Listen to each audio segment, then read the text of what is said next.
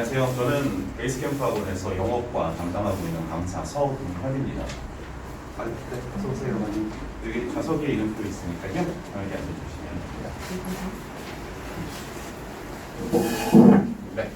오늘 시간 내주셔서 와주셔서 너무너무 감사드리고요. 코로나 시국임에도 이렇게 시간 내주셔서 감사합니다.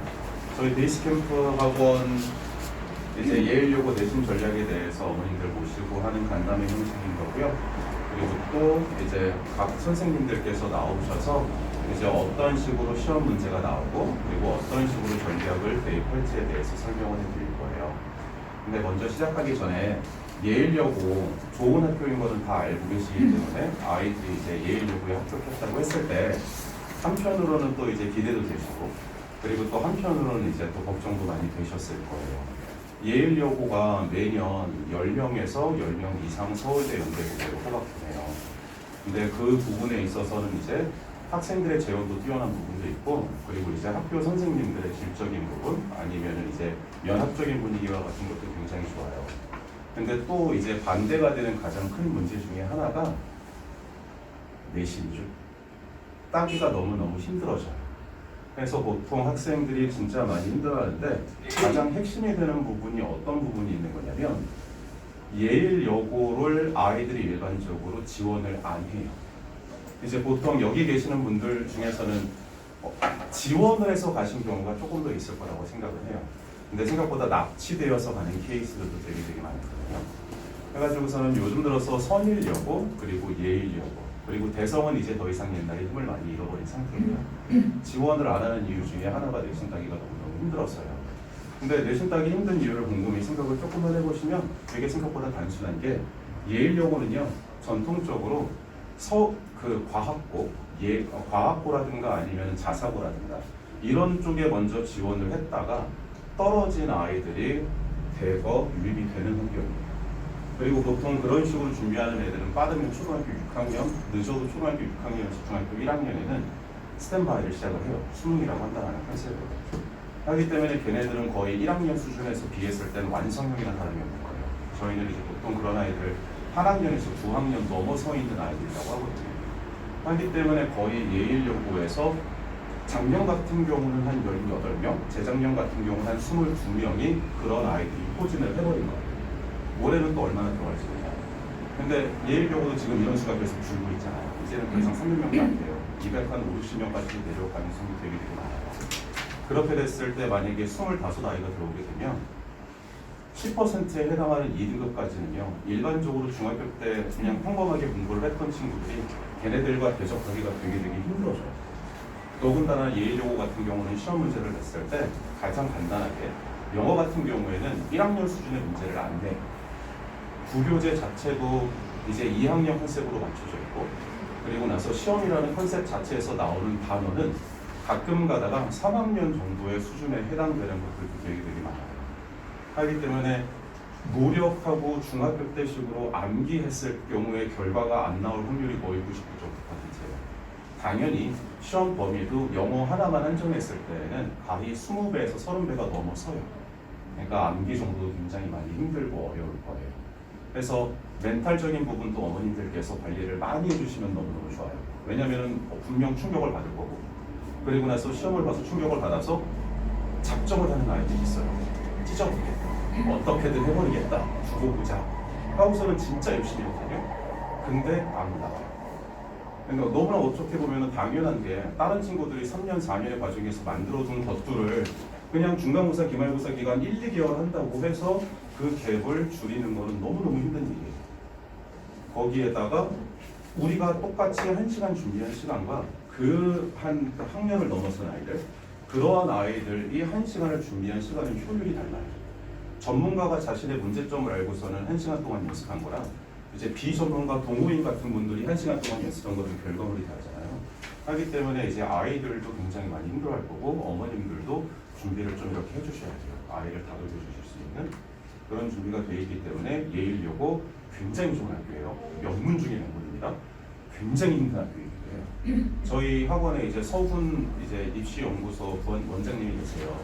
그래가지고서는 그때 말씀하셨었는데 예일여고 같은 경우에는요 내신 그리고 교과 전형이 있고, 그리고 이제 갑자기 말이 안 나오네요. 제가 긴장하게 했나봐요.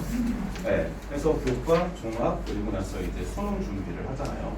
일반적으로 수능을 준비를 해도 충분히 메리트를 가질 수 있는 학교다라고 평가를 하실 거고요. 그래서 그런 부분을 늘 염두를 해 두시는 게 좋을 것 같아요. 그리고 또 한 가지 특징 중에 하나가 뭐냐면, 저도 예비나 단원만 맡았었거든요. 되게 재밌어요. 중간고사가 끝나고 나면 예를 들어서 저희 반에 한 20명 아이들이 있어요. 10명이 나가요. 근데 또 재밌는 건 뭐냐면 어디선가 또 10명이 우르르 들어가요. 그리고 기말고사가 끝나도 똑같은 패턴이 반복이에요. 10명이 또 우르르 나가요. 그리고 또 어딘가에서 10명이 우르르 나가요. 다시 들어오는 거예요. 이거 어떤 증상인 거냐면요, 걔네들도 나름 발악해보고 걔네들도 또 나름 방법 찾아보는 거예요. 이 학원에서 이런 도움을 받아가지고서 이렇게 준비를 했는데 결과가 안 나오니까, 그리고 아직까지는 자기가 해보면 뭔가 될 것 같다는 생각도 가지고 있으니까 방법을 바꿔보는 거예요. 그래서 보통 예일 학원이란다, 예일 학교에 다니는 아이들은 이쪽 동네에 있는 학원들을 굉장히 많이 섭렵하게 되는 케이스가 되게 많아요. 네, 근데 그게 어떻게 보면은 한 가지에서는 조금 염두를 해두셔야 되는 부분이 있어요. 똑같은 영어 수업을 하더라도 선생님들마다 추구하는 방식이 조금 다르기 때문에 그로 인해서 얻게 되는 경험치가 쌓여야 뭔가 빵 하고 터지는 거거든요. 그게 저희 학원이 됐든 타 학원이 됐든 뭐가 됐든. 근데 선생님이 바뀌게 되면서 접근하는 방식이 바뀌게 되니까 다시 혼동만 오는 거예요. 그래서 보통 저희 학원 같은 경우에도 초반에는 예일이 한 20몇 명 됐었어요. 근데 저희가 중학교 3학년 아이들이 지금 한 80명, 70명 정도 됐었거든요. 그래서 이제 다 예비고일 올라온 거예요. 그리고 제가 이제 예일 여고를 또 이제 전담하게 됐고요. 저희 반에 3명 있어요. 무슨 말인지 혹시 어떤 의미인지 아실 것 같아요? 아무도 안 쓰는 거예요. 그러니까 그 3명조차도 사실은 납치당한 아이들이에요. 대부분의 아이들이 다 선정 쓰거나 동명 쓰거나 신고 쓰거나 이쪽 케이스가 훨씬 더 많았을 수 있습니다. 그렇기 때문에 이런 부분을 어느 정도는 각오하고 염두에 두시고 아이들의 멘탈 케어적인 부분들을 채워줄 준비를 해주셨으면 좋겠어요. 물론 우리 아이가 지금 한 학년이 넘어서 있는 수준의 아이라면은 그 안에서는 완전 피 튀기는 말도 안 되는 증상입니다. 점 단위로 갈리나요. 그래서 그런 부분들이고요. 제가 이제 전반적으로 이렇게 말씀을 드린 거예요. 예일은 명분이다, 내신 따기는 진짜 너무 지옥 같은 것이다. 하지만 학교 시스템이나 면학 분위기가 너무 좋기 때문에 수능이라고 한다는 것을 대비하는 데 있어서 일반적인 타학교랑 비교했을 때는 말도 안 되는 정도로 이득이 있는 학교입니다. 해가지고서는 저는 이렇게 간략하게 말씀을 드렸고요. 이제 차례차례 시작을 할 건데, 첫 번째는 이제 국어 선생님께서 예일 국어 이런 식으로 나옵니다. 전략은 이런 식으로 하셔야 돼요 라고 이렇게 간결하게 정리를 해드릴 거예요. 저희 학원으로 바로 오지 않으셔도 괜찮은 거잖아요. 지금 정보 얻으려고 오신 거잖아요. 필요한 것들을 먼저 챙겨가실 수 있으시면 좋겠어요. 해가지고 저는 참고하실 만한 것들을 가지고 오셨으면 좋겠어요. 일단 첫 번째는요, 국어 선생님 오준호 선생, 시봉 선생님이시거든요. 그래서 국어 관련해서 말씀드리고 들어주시면 인사부터 잠깐 짧게 소개해드리겠습니다. 저는 이제 저희 베이스캠프 학원에서 예일여고 1학년, 2학년 모두 국어를 담당하고 있는 심홍선이라고 합니다. 만나서 반갑습니다. 네, 일단 바쁘실 텐데 여기 와주셔서 뭐 감사의 말씀드리고요. 오늘 제가 그냥 설명드릴 거는 뭐 예일여고라는 학교의 1학년 학년의 국어라는 과목은 대략적으로 어떤 방향성을 갖고 있고 특징적인 건 어떤 것이고 학생들이 좀 성적을 좋게 받기 위해서는 어떤 식으로 공부를 하는 게 좋고 어떤 스타일의 학생들이 조금 더 강점이 있는지, 그리고 저는 학생들한테 이렇게 해보니까 이런 것들이 효과가 좀 있더라, 이런 것들 위주로 좀 설명을 해드리고 그 다음에 또 나중에 기회가 되면 개별적으로 이렇게 질문을 받아드리거나 또 따로 이제 학원을 다니면서 상담도 해드리고 그렇게 해보는 시간을 갖도록 하겠습니다. 자, 일단은 아마 이제 나눠드린 자료랑 같이 보시면 조금 더 편하실 수 있을 텐데요. 이제 작년 시험 범위가 네. 설명드리셔서 수고하십니다. 네, 작년 시험 범위가 어땠는지 일단 예시사만 보는 건데요. 뭐 이 단원명을 여러분들이 아셔야 될 건 아니고요. 이 단원명들의 이제 특징들이 뭐냐 하면요, 전부 다 교과서에서만 출제된다는 게 이제 첫 번째 특징이에요. 다른 학교들 같은 경우는 뭐 예를 들어 선일여고는 부교재가 있고 부교재가 교과서 시험 보니까 두세배 받고 막 이런 특징들이 있는데 예일여고의 특징은 교과서에 철저하게 충실하게 출제를 합니다. 시험 범위 자체가요. 그러니까 어떤 자료라든가 수업 내용을 바탕으로 해서 시험 문제가 출제되기 때문에 기본적으로는 그렇다라는 걸 보여드리기 위해서 교과서의 시험 범위만 출제가 됐었다. 물론 이제 예외 변수라는 건 학년이 바뀌고 해가 바뀌어서 선생님들이 교체되면서 요번엔 좀 다르게 해볼까 뭐 이런 것들은 제가 좀 예측을 하기 좀 어렵고 그러니까 그런 것들을 일단 기본적으로 말씀을 드리고요. 그다음에 출제 형아도 안 보이는데 걱정 마세요. 다 드릴게요. 요거 뭐 다 알려드리 보시면 무슨 말인지 모르십니다. 자, 매번 시험이 끝나면 제가 이제 시험이 어땠었고 뭐 이런 것들 분석을 하는데 말씀드리고 싶은 거는 이제 총 100점이 중간고사 때는 객관식은 50점이었다는 거예요. 객관식이 50점이라는 얘기는 서술형이 50점이었다는 얘기였겠죠. 그게 일단 예일여고의 특징입니다. 다른 학교에 비해서 중간고사 때의 서술형 비중이 굉장히 높다라는 것. 다른 학교들 같은 경우는 많으면 20% 내지 30% 정도가 서술형으로 출제가 됩니다. 근데 지금 예일여고 같은 경우는 주관식 서술형이 비중이 굉장히 높아요. 근데 이제 여기에서 다시 나오는 중요한 특징은 서술형에서 주관식에서 기말고사에는 아예 주관식이 출제가 안 돼요. 또. 그러면은 중간고사 때 50%로 완전 비중 높게 했다가 기말고사 때는 객관식으로만 출제가 됩니다. 그런 예일여고만의 좀 특징이 있어요. 그래서 그게 장단점이 있고 좀 특징이 있는데 일단 우리가 바로 코앞에 있는 시험은 이제 4월, 5월 달에 중간고사니까 중간고사 위주로 이제 설명을 다시 드리면 교과서를 보통 단원들을 빼고 이렇게 주요 작품 문학 위주로 혹은 뭐 문법 위주로 이렇게 선택해서 하는 경우가 많은데 예일여고 같은 경우는 거의 전 범위를 그냥 순서대로 다 포함을 시켜요. 별로 중요하지 않거나 별로 어려워하지 않는 뭐 토론이라든가 뭐 말하기, 글쓰기 이런 단어들도 시험 범위에 다 포함을 시킵니다. 그러다 보니까 문법 단원도 들어가고 화법 작문 파트는 다른 학교는 잘 들어가지 않는 파트인데 예일여고는 이런 사서한 부분까지 다 들어가고요. 또 비중으로 봐도요. 문학이 오히려 문학이 아닌 부분도 훨씬 더 적게 나오는 그런 경향을 보입니다. 그래서 좀 중요도가 떨어지는 단원도 우리가 학생들이 에이 쉽네 한번 읽어보고 넘어갈 게 아니라 다 공부를 꼼꼼하게 해야 된다는 특징이 있습니다. 아무래도 여고 학생들은 더더욱 그래요. 이게 뭐 꼭 그런 건 아니지만 남고 애들보다는 여고 애들 훨씬 더 디테일하고 꼼꼼하고 뭐랄까 독하다고 할까요? 네, 되게 진짜 피말리게 공부하는 것들이 많아서 디테일에서 승부가 보인다 이렇게 볼 수 있을 것 같고요. 두 번째 이제 주관식 같은 경우는 문학에서만 9문제가 나왔어요. 그러니까 문법이라든가 이런 것들보다는 이제 문학 위주로 이제 나온 것들이 좀 많았고 문법도 나왔었지만 일단은 문학과 문법을 포함해서 총 9문제 나왔는데 난이도적으로 난이도 하라고 제가 판정 내린 것들은 한 문제도 없었고 그 9문제가 모두 난이도가 조금 8문제군요. 죄송합니다. 난이도가 좀 높은 상으로 판별할 수 있는 문제가 3문제였고 그다음 난이도가 그냥 보통 정도였다라고 하는 게 5문제였다. 즉 이 말은 어떤 걸로 가냐? 시간 부족 문제의 가능성으로 보통 학생들이 어려움을 겪습니다. 내용적으로 시간을 주고서 이건 풀어볼래 하면은 곰곰이 생각도 하고 떠올려보도 보고 다시 한번 지문들 읽어보면서 하면서 풀어내는 친구들이 많이 있어요. 대부분은 풀어냅니다. 공부를 했으면.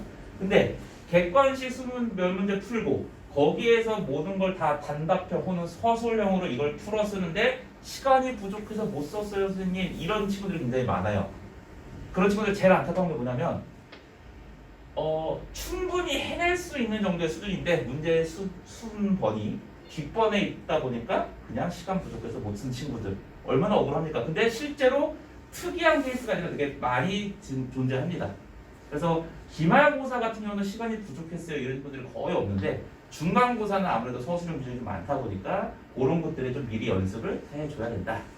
이런 것들을 좀 여러분들이 염두에 두시면 좋을 것 같아요. 자, 그래서 객관식과 주관식의 어떤 비중이라든가 그 특징들은 그런 정도로 한번 말씀드릴 수가 있을 것 같고요. 그것들을 조금 제가 이제 풀어서 써봤습니다. 시험 범위는 철저하게 교과서 위주로 한정돼서 나오기 때문에 뭐 프린트라든가 혹은 다른 학교 같은 경우는 모의고사 실시했던 것들을 전공 모의고사를 넣기도 하는데 그렇지 않은 특성을 보입니다. 그래서 중요도가 낮은 단원까지도 시험 범위에 다 포함이 되고요. 그다음에 중간고사 방금 말씀드린 것처럼 서술형의 비중이 굉장히 50%이기 때문에 굉장히 높고 다만 기말고사 때는 180만 출제가 됩니다. 그럼 이제 문제 유형 난이도 이런 걸 봤을 때는 학교 선생님들의 어떤 기본적인 특징이 핵심 내용 위주랑 그 세부 내용들을 섞어서 문제를 냈습니다. 그러면 문제의 어떤 난이도 자체가 엄청 높은가 그렇진 않아요. 제가 1년 동안 2021년도에 1학년 시험을 쭉 봤을 때는 핵심 내용을 파악을 하고 있는지 그다음에 세부 내용을 암기하고 있는지를 확인하는 난이도 하의 문제는 좀 소수로 나오고요. 그것들을 우리는 단어로 암기했다면 문장으로 풀어서 이 단어에 대한 설명을 1, 2, 3, 4, 5번으로 냈을 때 학생들이 단순 암기가 아니라 아 이걸 얘기하는 거구나 이런 것들을 묻는 문제가 주로 많이 출제됩니다. 그래서 꼼꼼하지 못하거나 너무 중학교 때 식으로 그냥 중학교 때 요거 외우고 그냥 쓸 때 요렇게 풀고 했었던 방법으로만 공부를 하게 되면 국어는 좀 충격을 받으시는 분들이 많으실 거예요. 보통 중학교 때 지금 자제분들이 뭐 몇 등 했고 몇 점 받았고 그런 건 제가 개별적으로 잘 모르지만 대체로 국어는 중학교 때 하고 안 다니는 학생들이 되게 많아요. 수학, 영어는 보통 초등학교 때도 하고 막 그렇잖아요. 그래서 국어는 그래도 중학교 때 혼자 해도 8, 90점 이상 맞고 하나 틀렸었어요. 다 맞았어요. 이런 분들 굉장히 많거든요. 네, 한 거기 중에서 70% 정도의 학생들은 그 성적 안 나옵니다. 일단은 상위 4%만 1등급을 받기 때문에 뭐 절대적으로 당연히 1등급 학생들은 대략 10명 내외. 예일여 같은 경우는 학생 수가 적기 때문에 9등, 8등까지 떨어집니다. 그런데 중학교 때부터 감으로만 한국인이라서 한국어를 풀어왔던 버릇을 못 버리면은 그냥 공부하면 되겠지 하면은 성적이 안 나오는 경우가 많아요. 그래서 유형별로 이런 내용을 확인하는 것 위주로 그 다음에 기본적 학습량이 받쳐줘야 된다는 거. 아마 국어 중학교 때 그냥 뭐 일주일 전, 며칠 전에 자습서 한번 보고 암기하고 봤던 친구들 많았을 겁니다. 학부모님들도 그거에 대해서 큰 의심 안 하셨을 거고요. 이제 고등학교 때는 공부량이 받쳐준 상태에서 누가 더 실수를 안 하는가 그게 예일여고의 싸움이라고 총평할 수 있을 것 같아요. 실수하는 순간 등급이 한 문제로 갈리기 때문에 그렇게 보시면 될 것 같고요. 두 번째 난이도 중하 문제가 좀 다수 출제가 됩니다. 상으로 평가 내릴 수 있는 것보다는 기본적인 사항들을 실수 안 한다고 말했던 부분이 요거 때문에 그렇습니다. 그래서 그것들에서 조금 다른 것 단어를 문장으로 바꿔서 학생들한테 계속 실수할 수 있는 요소들을 유도할 수 있는 문제들을 출제를 합니다. 그래서 끝나고 나면 하는 것들이 대부분이에요. 학생들이랑 이제 시험 분석을 해보면 야 이거잖아 그렇네요 하는 것들이 굉장히 다수 출제가 돼 있다. 그래서 이런 것들에 대해서는 어떻게 해결하면 좋을까 하면은 반드시 수업 때 이해했다라는 착각에서 벗어나도록 수업 다 열심히 됐습니까? 내신입니까? 열심히 됐고요. 이해했다고 끄덕여요. 근데 일주일 뒤에 다 까먹어요. 근데 본인은 수업 들을 때 했었던 내용만을 기억을 합니다. 그래서 그것들을 이제 확인을 해줘야 될 거고요. 그 다음에 그것들과 관련해가지고 선생님의 역할과 관련해서 학생들이 문제를 제대로 풀었는가 좀 틀린 문제는 왜 틀렸지를 같이 살펴봐야 될 것이고 그다음 틀린 영역은 어떤 부분이었을까 거기에 대해서 제가 다시 한번 숙제를 내주거나 자료를 더 주든가 테스트를 다시 보든가 이런 식으로 진행을 하게 될 겁니다. 그래서 세 번째로 본 다음에 제가 이제 어떻게 이런 것들을 학생들하고 해왔는지를 한번 살펴볼 텐데 고난도 문제라고 할 수 있는 것들 학생들이 이거 좀 어렵게 느낄 수 있겠는데 하는 것들은 대부분 문학 쪽에서 많이 나오는 편이에요. 대부분은 문학에서 이미 공부를 다 하고 외울 거 다 외우고 이해하고 갔는데 뭐가 어렵냐 시험 범위에 포함되지 않는 외부 작품이 나오는 경우가 그 케이스입니다. 그리고 대부분의 고등학교 시험에서는 수능형으로 어렵게 냈을 때 이 외부 작품을 많이 이용하고요. 그러면 어떤 주제가 있다 했을 때 그 주제랑 관련해서 처음 보는 작품을 던져줬을 때 이거 읽고 해석해보고 네가 공부한 거랑 같이 비교해볼래? 라는 문제를 보통 많이 내요. 그러다 보니까 암기만 했고 이 작품의 주제는 뭐고 특징은 뭐고 무슨 표현법이 쓰였고 이걸 외운 친구들하고 문학이라는 거에서 작품에 대해서 접근하는 방법을 배운 친구들하고 여기에서 차이가 많이 나요. 처음 보는 게 나와도 이게 이런 내용이구나 이렇게 이해하는 친구랑 처음 보는 내용이 나왔으니 나 이거 처음 보는데 뭐지? 이렇게 준비하는 친구랑 다르기 때문이겠죠. 그래서 우리가 외부 지문 고난도 문제를 맞춰야 등급이 좋게 나올 수가 있기 때문에 그런 접근법이라든가 해석법들이 필요할 것이고요. 이런 것들은 당연히 학원에서 쌤이 다 찍어줍니다. 몇몇 범위 안에 있는 예상 문제들을 이제 작품을 추가적으로 보고요. 그래서 그런 것들을 대비해서 고난도 문제를 대비하게 됩니다. 그래서 그냥 암기로만으로는 1, 2등급 선에 끼기가 참 쉽진 않다. 특히 예일로는 그렇더라. 이렇게 말할 수 있을 것 같고요. 자, 대표 적중 문제인데요. 조금 잘 안 보이네요. 중간고사에서 출제된 문제가 이렇게 출제가 됐었고요. 그 다음에 제가 이제 학생들한테 문제 줬던 것들, 뭐 같이 본 것들, 이런 것들을 가지고서 이렇게 했었었는데, 어쨌든 간에 모든 과목들이나 어떤 학원에서 하든지 50% 이상은 문제 풀었던 것들로 다 일정 부분 커버가 가능합니다. 근데 이제 그 중에서 조금 요거는 거의 뭐 무조건 맞으려고 내면 되겠는데? 라고 싶을 정도로 일치했던 것들만 보여드리는 건데, 여기에서 이제 그 글쓴이의 의도를 가장 적절하게 표현한 것은 하면서 안도현은 이제 너에게 묻는다라는 시가 1, 2, 3, 4, 5번 했을 때 3번에 출제가 됐었고 이게 정답이었어요. 학생들은 처음 보는 시였겠죠. 근데 이제 제가 뭐 문제로 준 것들 중에서 글쓴이의 관점, 가치관하고 일치하는 게 어떤 거니 했을 때 5번 선택지에 안도현 너에게 묻는다 그대로 나왔었고 요것들을 공부를 할 때 꼼꼼하게 봤었고 요런 거구나 이렇게 했던 친구들은 무리 없이 맞췄는데 이런 것들이 덜 됐던 친구들은 처음 보는 작품이네 뭐지? 이 생각부터 풀어야 되기 때문에 상당히 좀 불리하게 시작을 하겠죠. 그런 것들이 이제 항상 이제 숙제라든가 이런 것들 할 때 문제풀이 할 때 틀이랑 같이 관련돼서 무작정 양으로 던지는 거 아니라는 거 말씀드리고 싶어요. 또 다른 문제를 한번 보면요. 서술형에서도 그런 것들을 한번 이제 예측을 했던 것들이 그대로 나온 적이 있습니다. 요거는 저희가 그냥 문제풀이 문제집 말고 제가 매주 내신 테스트를 보는데 거기에서 나왔던 것들인데요. 여기서 이제 글쓴이가 얻은 깨달음이 무엇입니까? 라고 묻는 문제였었어요. 근데 그것을 선생님이 같이 이제 기본 내용이었습니다. 특별한 내용은 아니에요. 제가 뭐 대단해서 쪽지게처럼 여러분 이거 나올 거니까 외우세요. 이건 아니었습니다. 그 정도 능력이 안 되네요. 그런데 기본 내용 중에서 단순히 객관식으로만 봐왔던 내용을 내가 문장으로 쓰는 연습을 했던 친구들은 깔끔하게 썼을 텐데 그렇지 못하고 이런저런 했던 것들은 조금 더 감점을 나거나 틀렸던 친구들이 종종 있었거든요. 근데 제가 그런 것들에 대비해서 내신 테스트에서도 여군의 깨달음이 무엇인지 첫 어절하고 끝 어절로 써라 이런 것도 찾기 문제라든가 영훈이가 깨달은 점을 한 문장으로 서술해라 이런 것들을 그 주간 테스트지로 확인을 했었습니다. 그럼 이런 것들을 확인이 해보고 맞은 친구들만 테스트를 넘어가기 때문에 안 된 친구들은 무조건 다 했었고 실제로 작년에 본 친구들은 이 문제는 당연히 다 맞았었고요. 그래서 이런 것들이 이제 대표적으로 적중했던 문제라고 볼 수 있을 거고 이것도 마찬가지입니다. 문법 문제였었는데요. 문법 문제에서 이렇게 단어가 나와 있는데 이 단어가 어떻게 발음이 되고 그 발음이 어떤 원리에 의해서 발음이 되는 거니 이렇게 묻는 문제였었고요. 그것이 그대로 그 단어가 예시가 나왔고 테스트에서도 우리는 다 한 번씩 했던 것들이었습니다.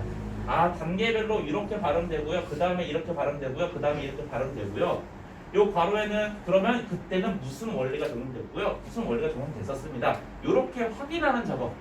이것도 대단한 내용 아니에요. 학생들이 열심히 공부한 친구들이면 맞을 수 있습니다. 하지만 선생님이 생각할 때는 학생들이 실수를 줄이는 게 특히 여고시험 난이도가 높지 않은 시험에서는 가장 유리한 방법이다. 그러니까 항상 확인하고 점검하는 게 학생들이 국어 공부할 때 예외 학생들이 필요한 것이다. 이렇게 말씀을 드리고 싶습니다. 자, 그래서 이제 어떤 식으로 하는지 조금 앞에 말씀드린 것도 있는데요. 매주 수업 시간 외로 한번 더 부릅니다, 학생들. 수업 시간에는 여러 명 앉혀놓고 하기 때문에 이제 개별적으로 질문 받거나 이런 시간이 없기 때문에 매주 따로 불러서 그 주에 배운 내용들을 이제 확인하고요. 아까 보여드렸던 테스트들을 통해서 그리고 거기에서 숙제라든가 수업 시간에 들었던 거라든가 그런 거에서 저거 이거 잘 모르겠는데요. 좀 이해가 안 되는데요. 이런 것들을 제가 개별적으로 다 관리하는 시간이 이 시간이에요. 그거를 매주 확인하고 관리하기 때문에 그래서 이 시간을 잘 이용하는 학생들이 보통 성적이 잘 나오고 만족도가 높더라고요. 근데 뭐가 있어서요? 뭐가 있어? 다음에 볼게요. 이런 친구들은 확실히 결과적으로 조금 좋지 않더라. 그 확인 작업이 중요할 것 같다 말씀드리고요. 그 다음에 지각, 결석 이런 것들이 다 기본적인 내용이고 쌓여서 결과로 이어진다고 저는 믿는 사람입니다. 학생들이 수업 때 어떻게 듣는 것도 중요하고요. 그래서 그런 것들과 관련해서 1주 혹은 뭐 2주 그 정도 그것들을 항상 학부모님들하고 같이 상담하니까요. 학생의 특이사항 같은 것들 뭐 힘든지 그런 것들을 같이 볼 수 있을 때까지 여러분들하고 계속 상담하도록 하겠습니다. 그래서 요것들은요 한번 보시라고 넣어놨고요. 이게 기본 내용들을 학생들이 어떻게 테스트 보는지 설명했을 때 이해하는 게 아니라 이게 뭐니라고 물어봤을 때 대답할 수 있는지를 묻는 테스트고요. 이런 식으로 진행되니까 여러분들이 믿고 보시면 될 것 같습니다. 자, 오늘은요 시간상으로 요 정도 짧게 여러분들하고 이제 같이 말씀을 드리는 거고 앞으로도 뭐 지도 오늘이든 뭐 당장 아니더라도 학생들하고 궁금증 있으시면 학생이 질문해도 좋고요. 어머님들이 질문해도 좋고 당부드리고 싶은 거 국어 좀 빨리 좀 시작 좀 해주세요. 수학 영어는 어렸을 때 배우는데 그거 뭐 하면 되지 하다가 그렇게 후회하시는 친구들이 많기 때문에 그것만 좀 말씀 부탁드리겠고 뒤에 다른 과목 선생님들도 예일여고 특성을 많이 잘 설명해 주실 테니까 그것도 잘 듣고 훌륭한 유익한 시간 되셨으면 좋겠습니다. 네, 말씀 감사했습니다. 수고하셨습니다. 네. 방금 국어 선생님이 구형 설명을 해주셨을 거예요. 근데 그거는 정말 맞는 것 같아요. 저희 학원이어도 상관없고 저희 학원이어도 괜찮아요. 국어는 빨리 시작하셔야 되고 특히 문학은 시간이 걸려요. 그냥 잠깐 한두 번 특강 듣고 뭐 한다고 해서 만들어진 모르는 것은 아니에요. 근데 영어도 참 영어 가사니까 영어도 같이 생각을 해서 조금만 드리고 싶은 말씀이 뭐냐면 비문학이에요. 그러니까 예일여고 같은 경우에는 트렌드에 되게 민감해요.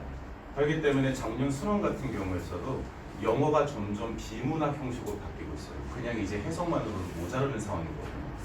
근데 해석이 되는 케이스에서 사고력을 놓아나며 그 구조를 만들어 가려면 평소에 비문학을 공부를 했던 친구가 상대적으로 빨리 치고 나는 경향이 있어요.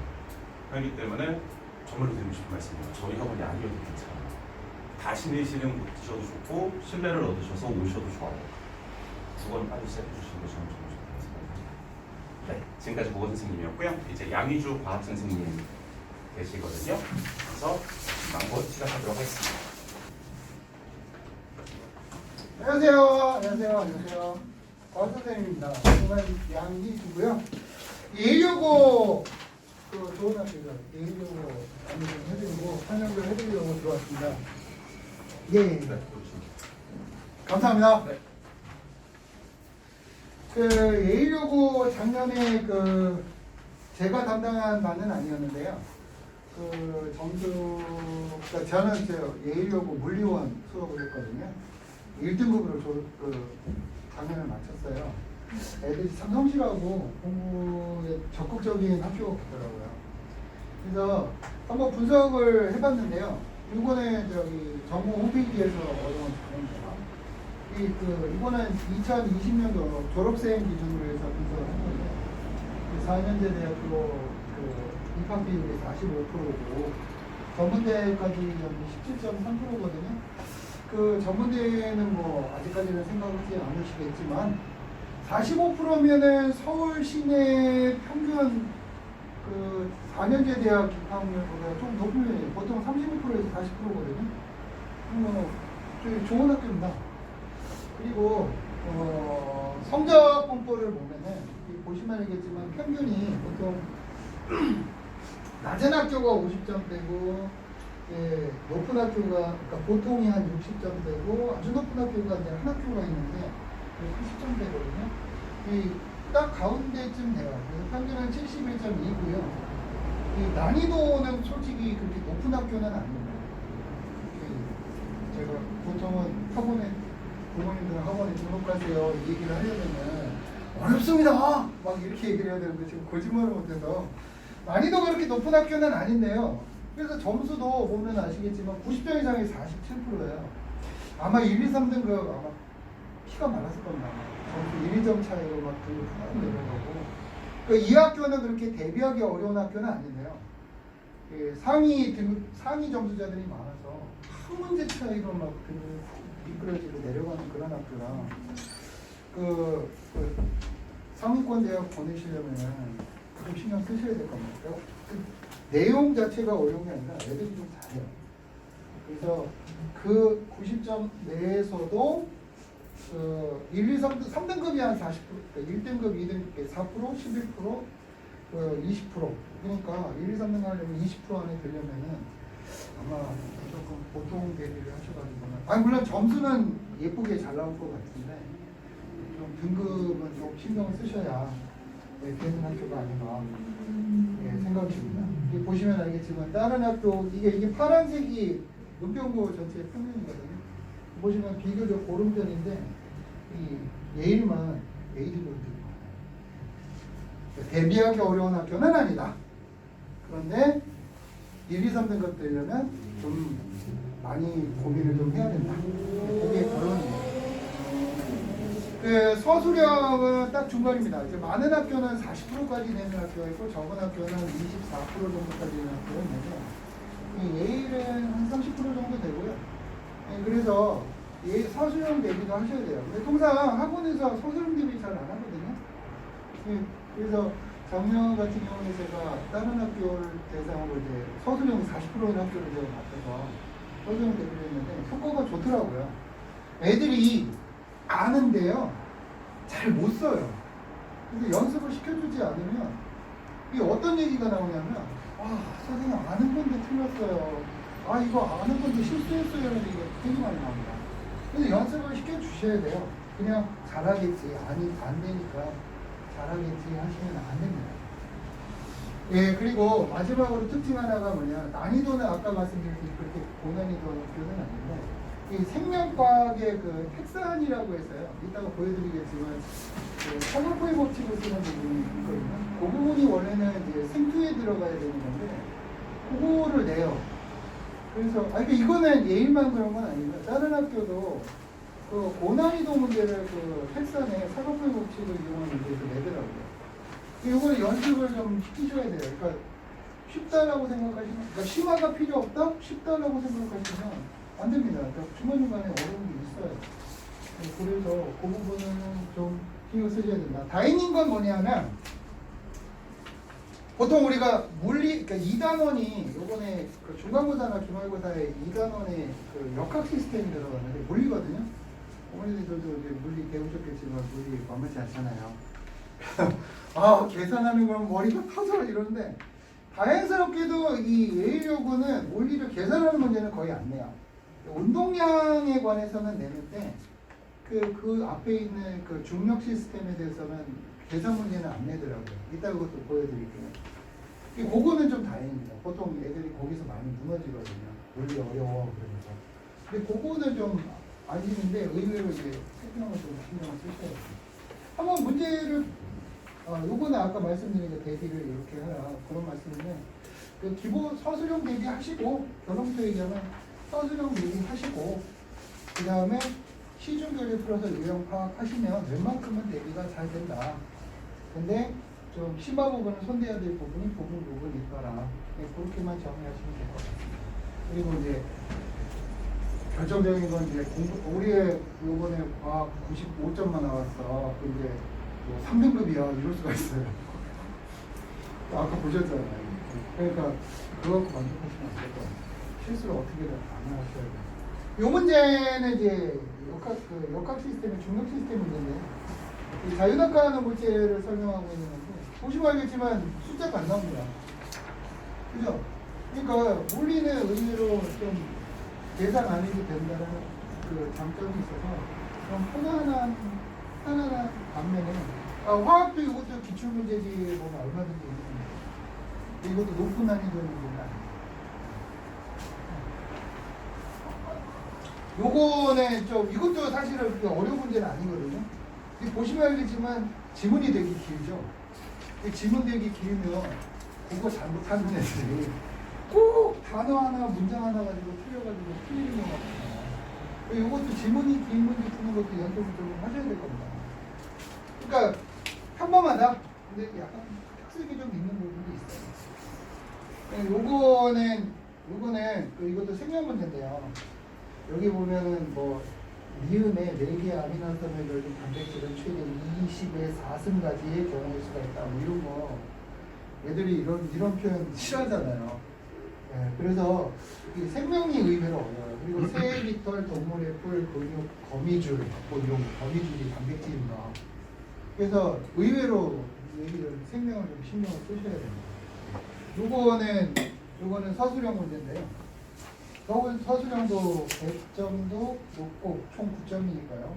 예, 쓰는 내용도 보시면 서술형을 내는데 단답형인 학교도 꽤 많아요. 그러니까 답이 짧은 단어, 짧은 어구나 짧은 문장, 단어 이런 걸 요구하는 경우도 많은데 이 학교는 서술하셔야 돼요.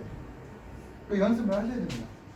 아는데 막 정리 못해가지고 틀리는 경우도 꽤 많고 감전당하는 경우도 되게 많아요. 그래서 서술형 대비를 아까 하시라고 말씀을 드린 겁니다. 아 여기에 아까 지금 여기서 제가 왜 빼먹었는지 모르겠는데 쌍화표의 법칙 문제가 좀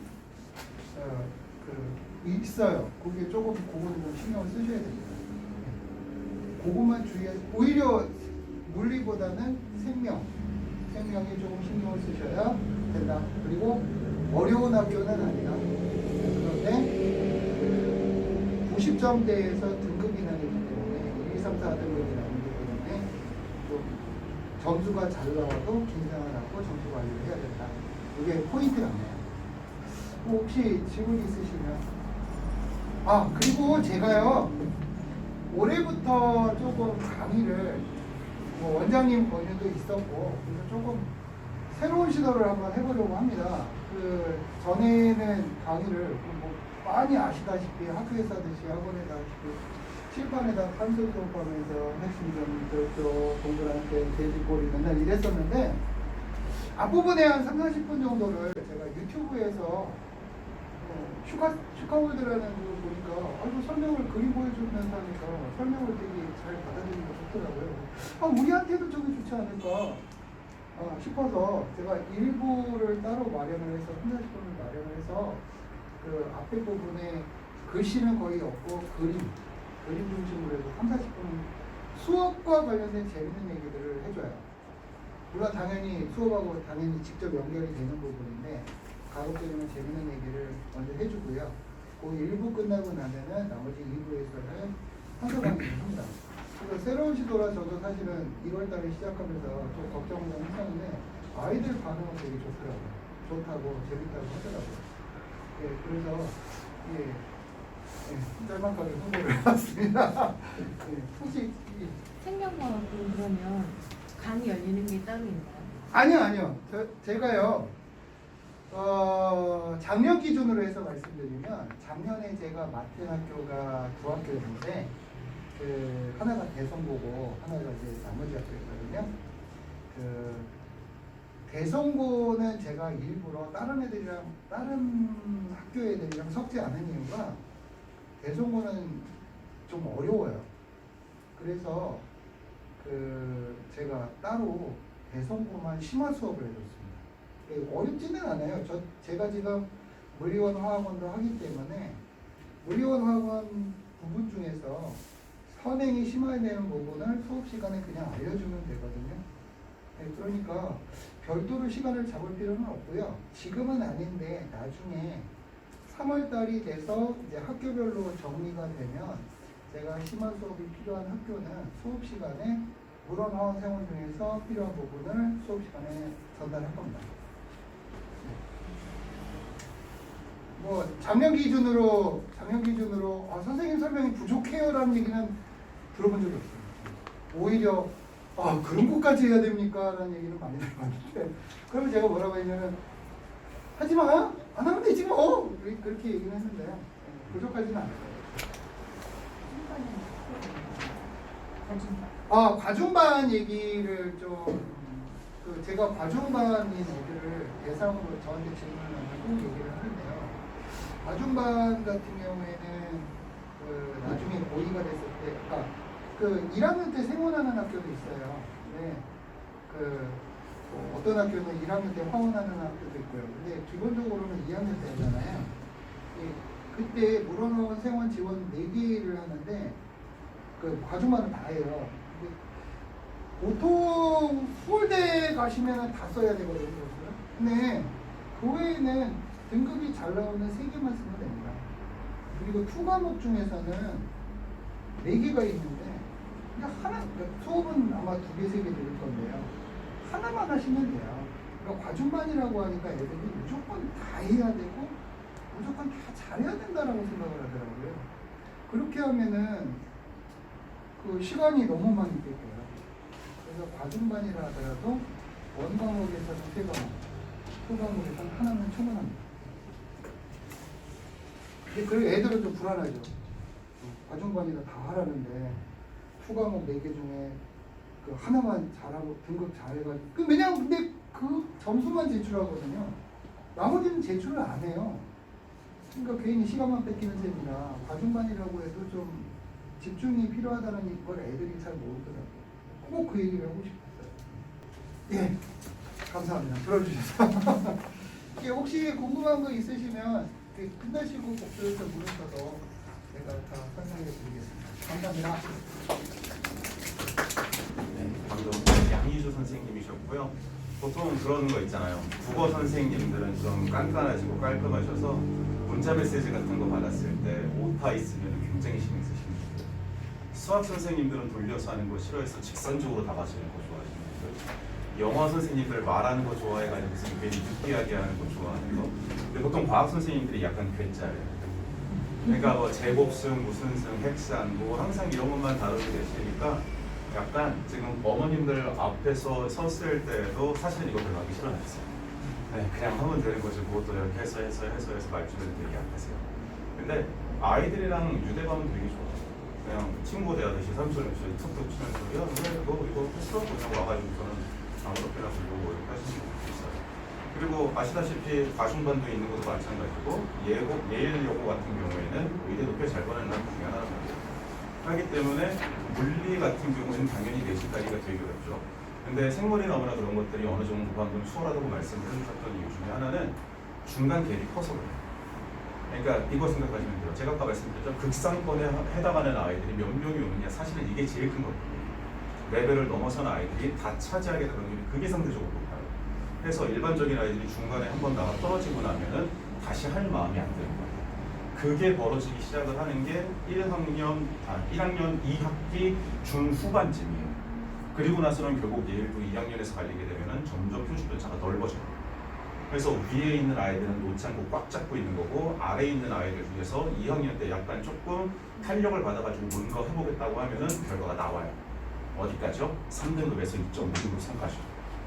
왜냐하면 그 위에 있는 1, 2등급은 정말 아주 많이 정말 때려주고 싶을 정도로 힘든 게 되게 많아요. 거기다가 열의가 넘치시는 분들 아니면 의대를 생각하시는 분들은 이미 한 발 더 앞서서 미리 컨설팅 해두고 전략 짜두고 다양한 것들을 미리 섭렵해 두기 때문에 그쪽까지 올라가기가 굉장히 힘들어지는 거예요. 근데 중간급에서 중상위권에 해당되는 이 3등급에서 2.5등급 이 정도까지는 올라가기가 상대적으로 수월해져요. 하기 때문에 아까 설명을 해주실 때 그렇게 어렵지 않아요. 되게 어려워요. 무슨 말씀을 그렇게 하시는지 모르겠어요. 어려운데 그냥 그렇게 전달을 하셨던 거예요. 그 정도 선까지 올라가게 되고 예일 여고 같은 경우에는 이제 내신 대회 자체가 거의 수능이랑 직결되는 경향이 많기 때문에 그 정도의 등급의 점수여도 수능 최저가 깔려 있는 것들을 통해서 아니면은 수능을 통해서 결과를 낼 수 있는 학교 중에 하나거든요. 학교 같은 경우는 그게 안 돼요. 정말로 대성 그리고 선정에 있는 과중반 그리고 아니면 예일 셋밖에 없어요. 이 셋을 제외한 나머지 학교들은요 2.5등급에서 3등급 정도의 수준인 친구들이 수능 최저를 맞춘다 아니면 수능으로 뚫어버린다라고 한다는 컨셉이 되게 힘들어지는 케이스예요. 불가능한 건 아니에요. 근데 아주 많이 힘들어져요. 근데 그런 부분에 있어서 예일은 확실히 강점은 있어요. 해가지고서는 아마 그런 투로 이렇게 전달을 해주셨던 것 같아요. 그래서 이렇게 생기지는 않으셨지만 실제 얼굴 보셨다시피 근데 그런 부분에서 잘 맞춰서 애들이랑 되게 잘 선택을 하세요. 그리고 나서 남자애들하고서는 좀 이렇게 재밌기도 하는데 여자애들 앞에서는 또 되게 어린 양이세요. 그래서 막 괜히 저희 되게 불안한 것 중에 하나가 저도 이제 여자아이들만 봤거든요. 왜 그런지 모르겠는데 저는 이제 예일여고하고 선빌여고만 만나요. 그리고 그 두 학교 특화되어 있는 상태인 거고 여자아이들하고만 다뤄요. 그러니까 저는 여자아이들 다룰 때 제일 조심해야 되는 게 두 개거든요. 첫 번째는요. 어떤 터치던은 옆에서 만약에 뭔가를 설명해 줄 때도 물어봐요. 이걸로 해줄까? 옆에서 해줄까? 그래서 옆에서 해주세요. 그냥 그래서 옆에서 하는 거예요. 그래서 이런 식으로 되게 중요하게 되는 거 있는데 저보다도 더 많이 그런 부분을 신경 쓰시면서 봐주시는 거예요. 그래서 어른들 앞에 있는 모습하고요. 그리고 이제 애들하고 있는 모습하고 되게 다르세요. 해가지고서는 그리고 또 계산 같은 걸 잘 안 하시는 분이기도 하세요. 그냥 다 퍼주려고 이렇게 하시는 분이어가지고 아마 아이들 입장에서도 가져갈 수 있는 거는 있을 것 같아요. 그러면은 저희 학원 부원장님. 안녕하세요. 반갑습니다. 내일 요거 원해서 다 된 거 맞죠? 아 예. 고생 많으십니다. 그러니까 진짜 원래 지원하는 학생들하고 얼떨결에 된 학생들의 이 체감들은 굉장히 심해요. 그러니까 막 동명여고 지원했는데 예일여고 대학만 눈이 퉁퉁 불어서 오는 학생이 많거든요. 근데 이제 거꾸로 제가 지원한 거는 이제 큰 문제가 없고 오히려 이제 예일여고는 뭐 은평구뿐만 아니라 서대문고, 마포구, 뭐 심지어 양천구까지 해서 오니까 굉장히 다양한 학생들이 오거든요.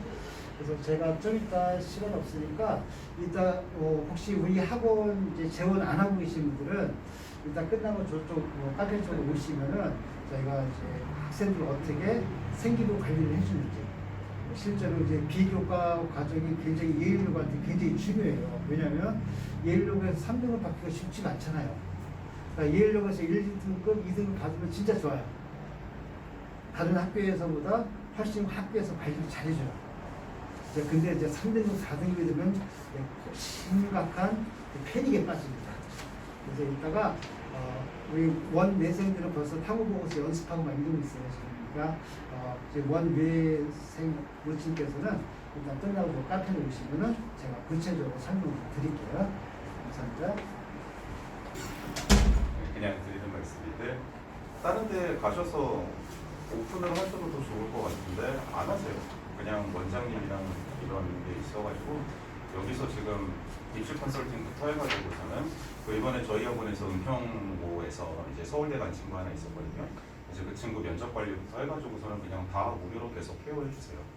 해가지고서는 이제 만약에 혹여라도 뭐 어떤 과목이 됐던 여기로 오시게 되면은 학기별로는 따로 연락을 하셔서 보시면은 되게 좋으실 거예요. 그때마다 어떤 식으로 준비해주고 현재 나와 있는 그 성적을 바탕으로 해서 방향을 잡는 거. 저도 옛날에 강사하기 전에는 강남에서 입시 컨설턴트로 일을 했었거든요. 한 2년 정도. 해가지고서는 이제 제 지식은 많이 죽었어요. 왜냐면 벌써 한 5, 6년 정도 이상 떨어져 있다 보니까 또 입시 전형이나 뭐라 많이 바뀌었고. 근데 그 당시에 제가 그 당시에 했었을 때 3년차가 됐었을 때 받았던 금액이 30만 원이었었거든요. 2시간. 근데 지금은 이제 금액이 아마 될 거예요. 근데 그런 부분도 그냥 개념치 않고 받고 계세요. 그러니까 이런 것들은 저도 이제 부모님들한테 상담할 때 말씀드리고 학생들한테도 얘기를 하는데 하는 분만 하세요. 되게 좋은 기회예요. 그래서 그런 것도 같이 참고해 주시면 너무 감사할 것 같아요. 이제 수학 선생님, 우리 박형주 선생님 오실 거거든요. 그래서 수학 어떻게 진행하는지 한번 말씀드리도록 할게요. 안녕하세요. 네, 수학 강사 박형주입니다. 자, 이제 저는 예일여고 올해 1학기 중간고사 대비 전략에 대해서 말씀을 드릴게요. 벌써 이제 3월이 또 다가오고 있잖아요. 자, 작년 예일여고 시험이 어땠는지나 그 다음에 3월 내신 대비 커리큘럼에 대해서 제가 이제 대표로 나왔기 때문에 저희 학원의 전반적인 커리는 비슷하거든요. 근데 다만 이제 저희가 1학년은 특히나 그 어떤 수학 전문 학원들보다도 레벨 수준이 굉장히 엄격하게 들어가요. 그래서 이제 2달에 한 번씩은 레벨 테스트를 보고 그거에 따라서 반이동이 들어가요. 그렇기 때문에 진도는 다 비슷하게 저희가 거의 똑같이 유지를 하는데 각 반별로 특색이 있는데 그 중에서 이제 저희 반에 대해서 얘기를 좀 해드릴게요. 자, 이제 작년 예일여고 시험은 범위가 짱 많았어요. 은평구에서 1등 먹었습니다. 그래서 부등식까지라고 보시면 돼요. 우리가 이제 수학 3은요, 크게 단원이 3개였잖아요. 그 중에서 부등식까지면요, 어머님들 도형의 방정식 전까지 3분의 2는 들어갔다고 생각하시면 되고요.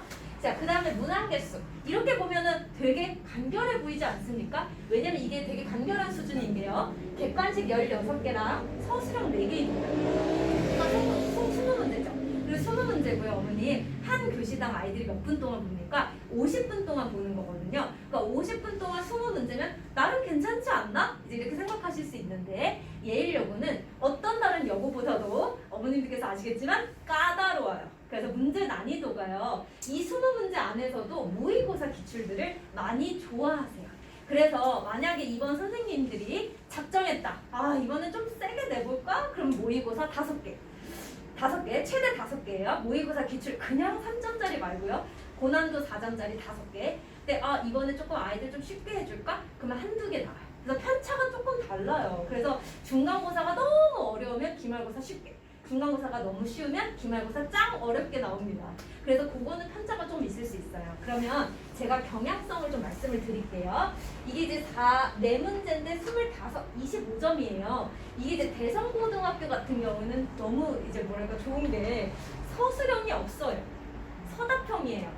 와, 좋죠? 왜냐면 남자애들 쓰라 그러면 남자애들 쓰라 그러면 채점하기 어렵죠. 그럼 예일여고 애들은요, 서술형 이게 4문제 25점이면요 하나에 6점, 7점 이렇게 들어가는 거거든요. 그러니까 적게는 5점, 많게는 8점이에요. 근데 이 8점 중에서요, 어머님들 답을 내더라도 이 풀이 과정을 너무 엄격하게 봐요. 제가 보기에도 진짜 이렇게까지 해야 되나? 좀 대학을 보내시려는 건가? 이런 생각이 들 정도로, 예를 들어서 뭐 미분계수의 정의를 안 썼다? 2점 탈락. 이런 식으로 이제 계속 깎으시는 거예요. 그러니까 답이 다 맞더라도 막 4점, 5점이 깎이는 경우가 수두룩 빽빽이에요. 그래서 서술형 만점 받는 거 쉽지 않아요. 그래서 예일력은 뭐가 중요하다? 서술형 대비. 이렇게 생각하시면 돼요. 생각보다 중요해요, 어머님들. 자, 그러면 예일력을 내신 대비 제가 딱 정리를 해드릴게요. 첫 번째, 교과서랑 올림포스. 이게 뭐냐면 이제 그 데스크에 저에 대해서, 제 수업에 대해서 문의를 주실 때 이제 왠지 제가 또 열심히 살았기 때문에 제가 EBS를 시작으로 스카이즈 온라인이나 계속 대치동에서 강의를 하니까 박경준 선생님이 왠지 은평구에 오래 오신 것 같다 이런 얘기를 많이 하셨대요. 근데 저는 은평구에서 시작을 했기 때문에 제가 올해로 15년 차. 그러니까 고3 강의만 15년 가까이 됐기 때문에 저는 사실 제가 내신을 되게 잘 안다고 생각을 하거든요. 물론 겸손한 마음으로 아이들 열심히 가르치고 있지만, 근데 예일여고는요 그 15년 동안 빠짐없이 올림포스가 들어갔어요. 그래서 EBS 올림포스 부교재입니다. 그러니까 부교재니까 어머님들 몇 번 풀어야 돼요? 이게 한두 번 가지고 될까요? 애들이 생각보다 기억을 잘 못하거든요. 그래서 최소 2-3번입니다. 근데 2-3번을 풀려도요, 이제 조금 기초가 약한 친구들은 그걸로 못 끝나요. 그래서 제가 EBS 올림포스 변형 문제를 제공할 거예요, 수업 시간에. 왜냐면 문제 똑같이 내면 애들이 아예 답을 외워버려요. 선생님 이거 3이요 이렇게 답을 외우기 때문에 변형 문제로 제가 나중에 제공할 건데, 여기까지가 아주 기본 베이직한 코스이기 때문에 그것만 했을 때 3등급 이상으로 못 올라가요. 그럼 예일여고는 제가 아까 말씀드렸다시피 모의고사를 좋아하는 여고라고 했잖아요. 그렇기 때문에 모의고사 기출문제를 풀면 2등급입니다. 근데 이게 또 이제 여러분, 어머님 이게 난이도가 좀 있지 않습니까? 모의고사 그냥 4점짜리? 그러니까 기본적으로 어렵지 않은 것만 풀면 1등급이 안 되겠죠. 그러니까 당연히 고난도는 풀어줘야 1등급이 된다, 이렇게 생각을 하시면 돼요. 그럼 이제 이쯤에서 저희가 이런 생각을 해봐야 됩니다. 지금 교과서와 올림포스와 모의고사입니다. 그럼 어머니들 보시기에 뭐부터 풀어야 될까요, 우리 아이들이? 지금 2월 달에 학교 가기 전에 지금 수상수화 되게 열심히 하고 있잖아요. 혹시 기출문제 풀고 있나요, 우리 아이들이? 지금 예일여고라면요 무조건 기출이에요. 다 필요 없어요. 기출입니다. 대성 마찬가지입니다. 그래서 여고는 예일여고, 남고는 대성고, 이 두 학교는 기출을 너무 좋아해요. 여기에 송실고까지. 그래서 어머님들께서 그 모의고사 문제를 푸는 그거를 제가 여기다 필기를 해도 될까요? 앵글에서 벗어나긴 하는데, 저는 이제 이것만 얘기하고 가도 오늘 할 일은 끝났다라고 생각합니다. 자, 모의고사 기출문제집이요, 이제 서점에 가시면 너무 많아요. 사실 고르기가 어려워요. 그래서 아이들이 표지를 보고 고릅니다. 근데 거기서도 이제 많이 고르는 게 자이스토리, 마더텅 이런 걸 고르거든요. 근데 마더텅을 제가 이제 싫어하는 건 아닌데 마더텅이 제일 두꺼워요. 그래서 막 만문제에 가까워요. 그럼 이걸 애들이 푸냐? 못 풀어요. 이거를 다 풀고 학교를 간다? 그런 애를 제가 거의 본 적이 없어요. 15년 가까이. 그러면 선생님 어떻게 풀라는 말씀이십니까? 모의고사를 아주 그러니까 융통성 있게 푸는 방법에 대해서 제가 말씀을 드릴게요. 지금 이제 부등식까지라고 생각을 들면 첫 번째 다항식 연산, 나머지 정리, 인수분해, 복소수, 2차 방정식과 이차함수, 고차 방정식, 부등식, 이렇게 7개 단원이 돼요, 주로. 그러면 하루에 2개씩 잡아도 몇 문제일까요, 어머님들? 이게? 2문제씩 잡으면 몇 문제죠, 어머님들? 14문제밖에 안 되잖아요. 근데 사실 14문제가 그렇게 많은 건 또 아니거든요. 그래서 기출문제를 14문제씩을 풀리시는 거예요. 선생님 너무 하시네. 우리 애 진짜 잘해요. 그러면 3문제씩 풀리시면 돼요. 그래봐야 3, 7, 21이죠. 그러니까 20문제 이하인데 매일매일 전범위. 괜찮으시죠? 그러니까 매일매일 everyday 전범위. 그게 제일 중요해요.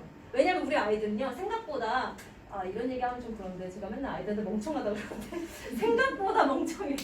그래서 1단원만 풀리잖아요. 야 이번 주 1단원 조지자. 그럼 뒤에 까먹어요. 부등식 까먹죠? 야 부등식 조지자. 그러면 언젠가 또 선생님 인수분해 공식이 뭐였죠? 막 이래요. 그러니까 앞에 거 하다가 중간 거 하다가 뒤에 거 하다가 다 뒤쑥날쑥 하는데 이제 거의 우리 아이들이 지금 여기 어머님들 오신 분들은 다 지금 어느 정도 우리 아이들은 다 뗐다고 저는 생각을 해요. 개념을. 그래서 아이들의 문제를 풀 수 있거든요. 그래서 포인트가 뭐냐면요. 매일매일 전범위. 이게 중요해요. 매일매일 전범위 꾸준히. 그래서 2월 달에 마더텅 한 번 다 못 풀어도 꾸준히 이렇게 생각하시면 돼요. 아시겠죠? 이게 정말 중요합니다. 이게 우리 아이들한테 제가 피토하면서 얘기하는 부분이에요. 자, 그렇다면 이제 저희 이제 내신 대비 강좌는 이제 이런 프로세스로 들어갑니다. 첫 번째 가장 중요한 기본에 충실해야겠죠. 그게 뭐냐면 교과서랑 올림포스랑 모의고사입니다. 일단 원본을 열심히 하자 이거예요. 첫 번째 코스 원본. 그러니까 EBS 올림포스 교재 2-3번, 모의고사 2-3번을 제가 풀리는 겁니다. 아니 선생님 모의고사가 이렇게 많다고 그랬는데 만문제에 가까운데 모의고사 어떻게 풀리나요? 라고 하신다면 이제 우리가 또 시험에서 좋아하는 모의고사 스타일이 있어요. 그래서 그런 것만 제가 뽑아가지고 탑100 가장 잘 나오는 100문제 그거를 이제 매주 주는 거예요. 물론 이제 여기서 씹어먹는 속도가 다르거든요, 아이들이. 그렇기 때문에 그것은 아이들의 역량에 따라 다르게 나갑니다. 무슨 말인지 아시겠죠? 제가 뭐 모든 아이들한테 천편일률적으로 가르치면 아이들이 너무 힘들어하기 때문에 개개인의 속도를 제가 고려해서 진도를 뽑아요. 그게 기출문제 모의고사 학습이고요. 예일고만을 위한 내신 대비는 이제 뭐가 들어가냐면 예상 모의고사. 이게 뭐냐면 올림포스 변형 문제. 이게 왜 적중률 100이냐면요. 올림포스 문제들이요. 나올 때는 시험에 나올 때는 몇 프로 정도 나오냐면 한 40% 이상은 안 나와요. 그렇게 또 많이 나오진 않아요. 근데 한 30-40% 나오는데 나와도 어떻게 나오냐면 숫자 변형. 숫자 변형입니다. 그래서 제가 숫자 변형을 합니다. 그래서 숫자 변형 모의고사를 보시면 되고 조금 어렵게 됐다. 그럼 조건 변형이거든요. 그런 거를 이제 보시면 되고요. 마지막으로 이제 여자아이들이 남자아이들에 비해서 쓰는 걸 좀 좋아한다 해도 그래도 귀찮아하는 게 뭐냐면 오답노트입니다. 어머님들 우리 아이들이 중학교 때 오답노트 했나요? 진짜요? 그럼 진짜 성실한 거예요. 해요? 안 하는 애들도 많거든요. 근데 그거를 왜 선생님 제가 관리를 하냐면 이게 이제 제가 진짜 실제로 저희 작년 예일여고 아이들 얘기를 해드리는데 그 최땡 학생이 이렇게 있었어요. 근데 이 친구가 예일여고에서 고1 때 등급이 어땠냐면 3등급까지도 떨어졌어요. 항상 1등급이었는데 3등급까지 떨어지니까 애들이 이제 멘탈이 터지잖아요. 그럼 와 나 이제 1등급으로 못 올라가나? 막 이제 얘기를 한 거예요. 근데 이 친구가 3등급인 친구면 그럼 손을 놓고 있나요? 아니거든요. 이 친구도요. 모의고사 열심히 풀고 제가 주는 숙제 한 번도 안 풀어온 적이 없어요. 제가 매 수업마다 뭐 숙제 몇 프로 했는지 제가 문자를 나갔는데 얘 90% 밑으로 떨어진 적이 없어요. 근데 그렇게 성실한데 왜 3등급이냐면 이 친구가 이제 공부량이 점점 많아지기 때문에 특히 예일여고는 모의고사가 되게 중요하다 그랬는데 정리가 안 되는 거예요. 근데 제가 하루는 이제 프린트를 갖고 오라 그랬어요. 근데 프린트가 이제 봤을 때 별 붙인 게 이렇게 있잖아요. 근데 약간 애들도 이제 공부를 하다 보면 바쁘니까 방치되어 있는 별표가 있어요. 그러니까 무슨 말이냐면 옛날에 몰라가지고 별표 쳤는데 해결이 안 된 문제들이 있잖아요. 근데 그거는 아이들이기 때문에 책임감 떨어질 수밖에 없으니까 그걸 제가 누가 해야 됩니까? 이제 제가 지독하게 검사를 해야 될 수밖에 없죠. 그래서 학원을 다니는 거라서 이 친구는 그래서 제가 그때부터 요 오답노트를 좀 많이 시켰어요. 오답노트 다른 거 아니고요. 시험 3주 전? 2주 전부터는 저는 새로운 문제 안 줘요. 왜냐면 그 전에 제가 문제를 진짜 많이 풀리거든요. 그럼 그거를 다 이렇게 잘라 붙이잖아요. 근데 이게 제가 만든 교재가 진짜 이쁘거든요. 핑크색인데 여기에 100문제가 들어가요. 그러니까 100문제를 붙이면 되는데 이 친구는 2권 반을 붙였어요. 2권 반을 붙였으면 어머니 되게 성실한 거 아니에요? 250문제 정도 되거든요. 그걸 애가 풀고 갔을까요? 풀고 갔죠. 성실 아니에요. 3번 풀렸어요. 250문제 3번씩 풀었어요. 어떻게 풀었냐면 쉬는 시간에 진짜 닥치고 풀었대요. 그렇게 풀어가지고 이 친구가 어떻게 됐냐면 3등급 받았잖아요. 근데 얘가 고2 때 첫 중간고사 몇 등급 나왔냐? 1등. 다 맞았어요. 그러니까 이 친구처럼 저는 그렇게 생각해요. 이 친구처럼 그 여학생들이 가지고 있는 고유의 성향들이 있는데 정리도 잘하고 꼼꼼하고 그러는데 그 내신 대비에 있어서 그 간극이 있거든요. 근데 성향이 조금 많이 다르긴 한데 어떻게 보면 결과적으로 저는 그렇게 생각하는 게 정리만 잘해도 우리 아이들이 점수가 잘 나오지 않겠냐. 그래서 저는 오답 노트를 좀 열심히 검사하는 편이고요. 이걸 이제 매 수업마다 걷어서 시험 기간에는 다 걷어서 제가 첨삭, 저랑 조교들이 첨삭을 하고 1대1로 아이들의 어려운 문제 같은 경우에 그런 것들을 질문과 그렇게 들어갑니다. 그래서 이제 저희 수업의 특징을 이제 말씀드리면 이제 매 수업마다 누적 테스트 나가요. 왜 누적 테스트예요? 아이들이 까먹으니까. 그래서 누적 테스트 결과를 보내드립니다. 근데 이건 사실 참고사항이에요, 어머님. 왜냐하면 누적 테스트는요, 우리 아이가 어떤 난이도의 문제를 풀었는지 어머님들께서 시험지를 못 보시기 때문에 그냥 단순히 우리 아이가 평균보다 높으면 아 오늘 잘했네, 평균보다 낮으면 못했네 이렇게만 참고하실 사항이기 때문에 요거는 참고만 하시고 과제 검사율을 보시면 좋겠습니다. 그래서 과제가 오늘 80%다, 90%다 잘한 거니까 칭찬해 주시고 아 우리 아이가 오늘 과제 검사를 했는데 50% 미만이다 그러면 좀 홍도 내시고 저도 과제 완성도가 낮으면 부를 거예요. 그러니까 시간 될 때, 아이가 시간 될 때. 두 번째는 이제 MIT 교재. 아까 말씀드린 게 저인데 학생들마다 역량이 다르다고 말씀드렸잖아요. 그래서 모의고사 학생, MIT 교재로 저희가 들어가는데 학생마다 수준도 다르고 개수도 달라요. 두께가 달라요. 그 다음에 세 번째 저희가 이제 내신 때 들어가는 게 이제 올림푸스를 포함한 모의고사 문제들을 구성해서 적중 모의고사 들어가고요. 마지막은 주신 노트로 저희가 이제 한 명 한 명 챙긴다. 질문 관리가 된다. 그래서 아이가 그날 왔을 때 모르는 문제가 하나도 없이 저는 보냅니다. 만약에 정말 시간이 없어서 못한다? 그럼 밴드로 질문을 받아요. 그렇게 생각을 해주시면 될 것 같고요. 혹시 질문 있으신가요? 네. 좀 무슨 전화? 한 번에 이건요. 그건 제가 말씀을 드리기가 어려운 게 편차가 너무 많아요. 제가 이제 고3 수업, 고1, 고2, 고3을 다 하지만 어떤 반 같은 경우는 30명대도 있고 뭐 20명대도 있고 10명대도 있고 한데 그거는 다 다르고요. 대신에 이제 1학년 어머님들 이제 보내주실 때 데스크에서 수학은 테스트를 보잖아요. 그래서 레벨 테스트를 보는데 이제 제가 담당하는 반은 이제 고1 스카이반. 이제 스카이반도 이제 여러 선생님들이 계시는데 그 중에 하나를 제가 하는 거고요. 그 다음에 이제 심화반, 그 다음에 실력, 뭐 기본 여러 가지가 이제 쭉 있어요. 그래서 저희 학원이 수학 수업이 이제 수학 전문 학원보다 레벨이 조금 많이 엄격해요. 그래서 최근에 이제 M 학원에서 온 친구들 중에 M 학원의 가장 최상반에 있던 친구가 세 번째 반 들어갔어요.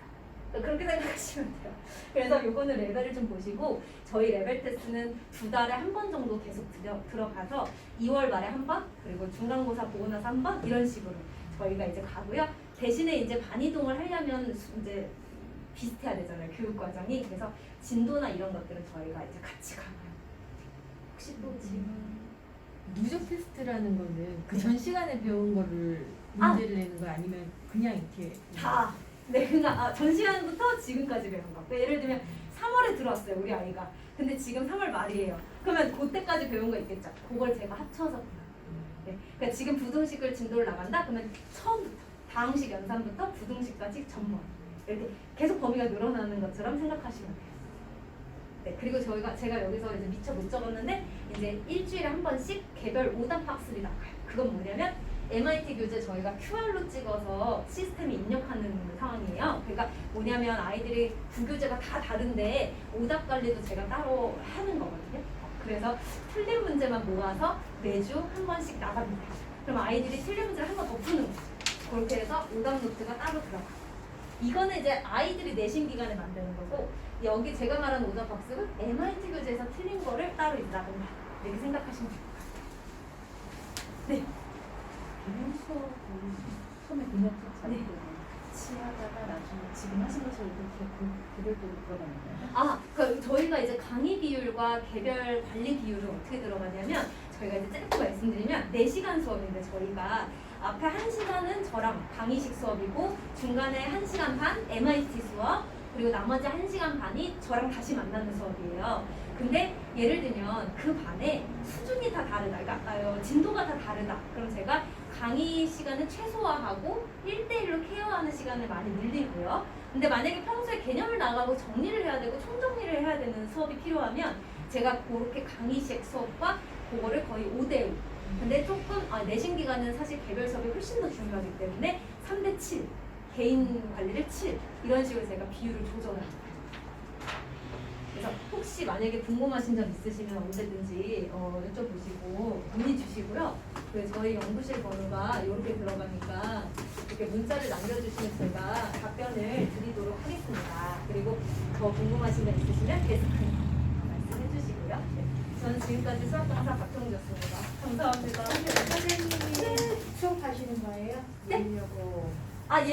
네, 근데 네 맞아요. 근데 일단은요 어머님들 보내주실 때 레벨 테스트를 먼저 봐야 돼요. 근데 제가 여기서 어디 하냐면 제가 스카이반이랑 실력반을 맡아요.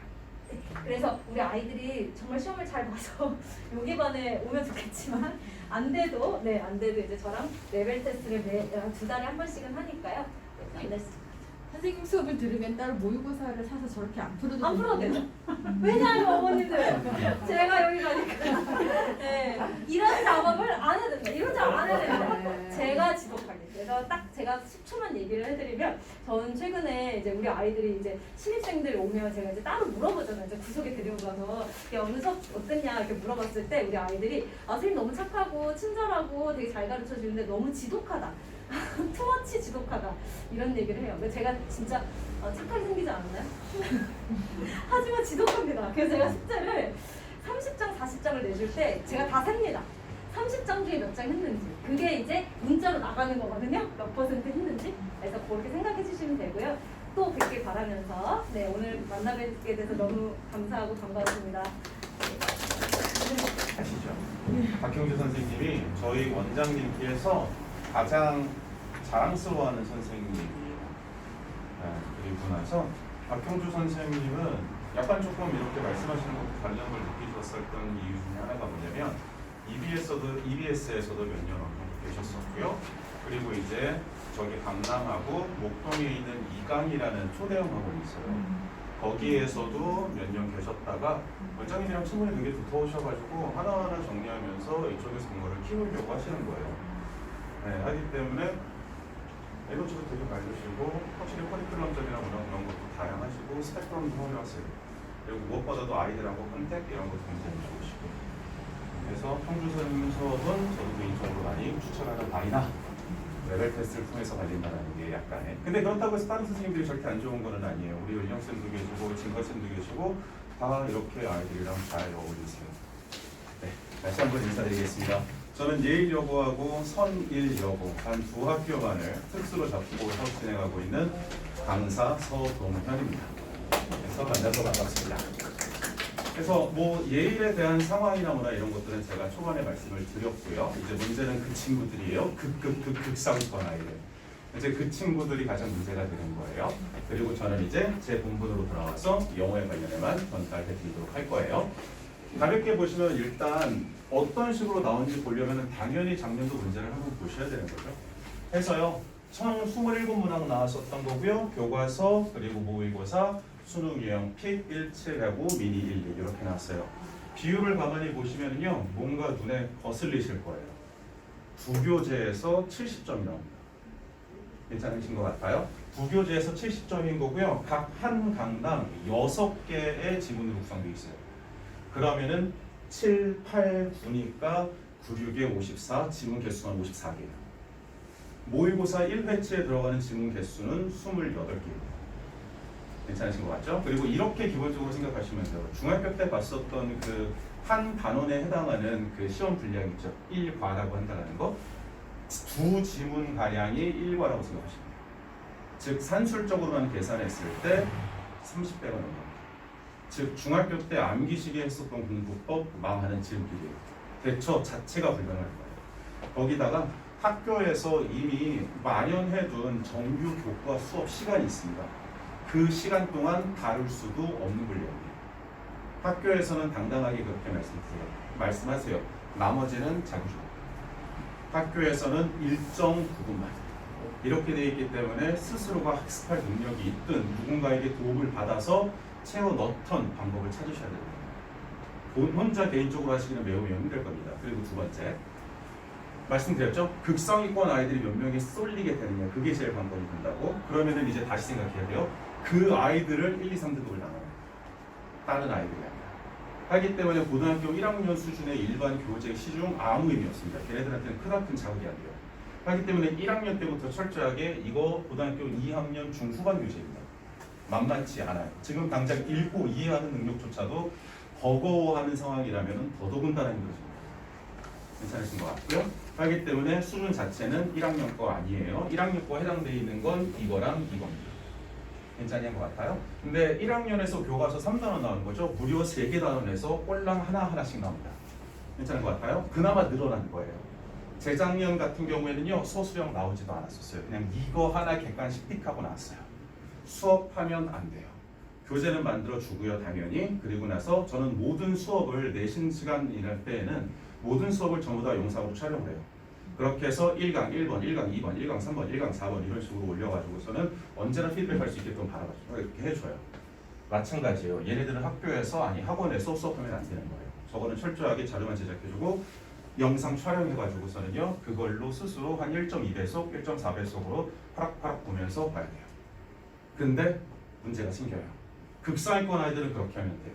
근데 극상위권에 해당되지 않는 그냥 일반 중학교 3학년의 과정을 겪었던 아이들 어쩔 수 없어요. 참잖아요. 단 학원에서는 다르잖아요. 왜냐면은 비율 자체가 워낙 다르잖아요. 이거 이해하겠다라고 제가 노력해봤자 건져갈 수 있는 거 본질적인 부분에서의 실력은 어느 정도 향상이 되겠죠. 하지만 시험에서 하나도 못 씁니다. 하기 때문에 실리를 살리기 위해서 이렇게 되는 거고요. 아 그리고 참고로 선일여고 같은 선일이란다. 예일여고 같은 경우에는요 수업 첫날 시험 범위 싹 나옵니다. 즉 예일여고는요 그냥 첫 주 시작부터가 시험 대비 땅이에요. 그리고 나서 끝나고 나면은 일주일가량 약간의 여유 시간이 생기겠죠. 그리고 나서 다음날 학교 가면은요 시험 범위 다시 딱 나옵니다. 그럼 다시 시작해요. 미쳐버리는 거예요, 걔네들은. 쉴 틈이 없어요. 그리고 2학년으로 올라가게 되면은요 영어 1이라는 과목하고요 심화가 들어가게 됩니다.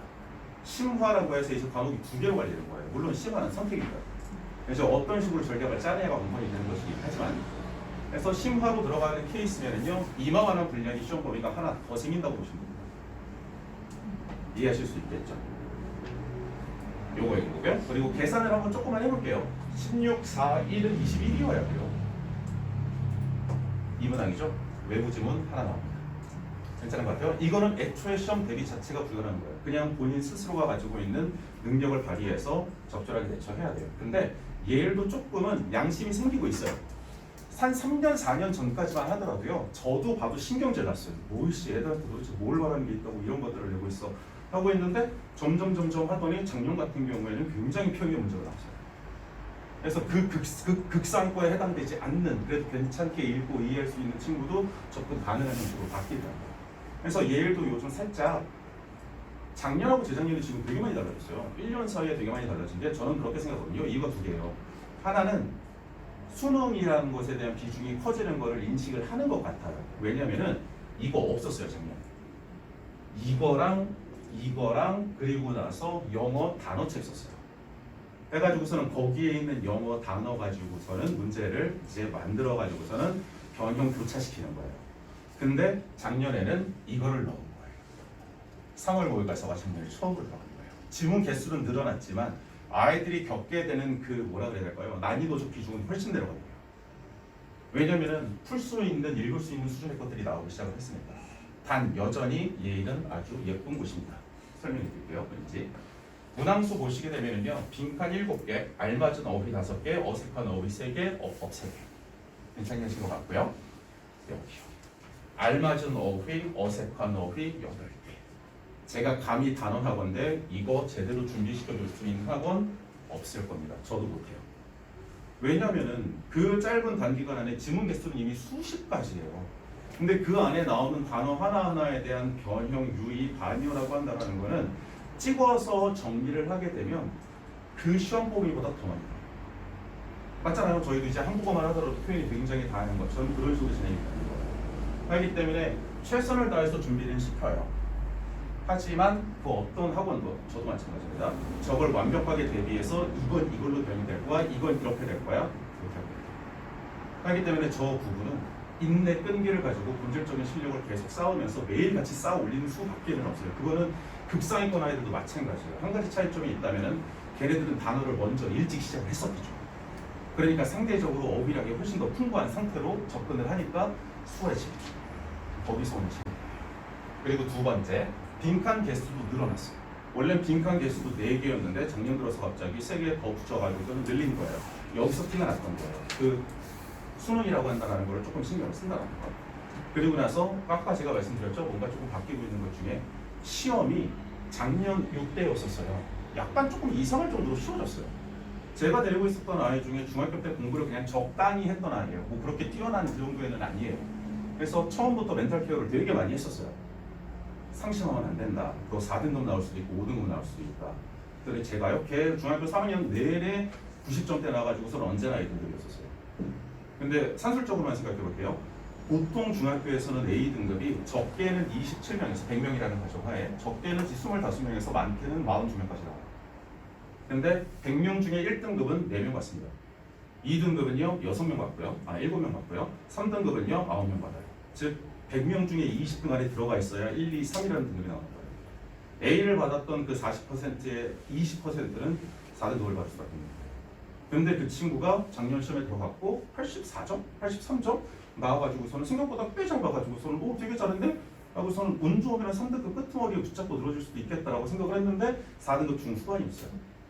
1등급이 없었어요. 무슨 말씀인지 혹시 아시겠어요? 이미 이런 수를 넘어서버린 거예요. 전원 2등급이 돼버린 거예요. 그러니까 그런 식으로 일부러 시험 난이도를 낮춘 거는 제가 감히 생각하기에는 애들이 안 옵니다. 지금 기피하고 있어요. 예일도 애들 안 가려고. 예일은 거의 납치되는 케이스가 더 많다고 보셔야 되는 거고요. 저희 아이들 80명이었다고요. 그 중에 제가 지금 데리고 있는 게 3명이에요. 근데 그 3명은요, 전원이 누구냐면요, 지원한 애들이에요. 걔는 딱 3명 간 거예요. 80명 중에. 그리고 선일여고도 쉬워지고 있는 것 중에 하나가 선일도 이쪽 못지않게끔 영어 가지고 신경자극이 만드는 학교 중에 하나거든요. 근데 거기도 조금 쉬워지고 있어요. 아마 그런 것들을 생각을 하고 있는 건데 아마 다시 바꿀 확률이 되게 높아요.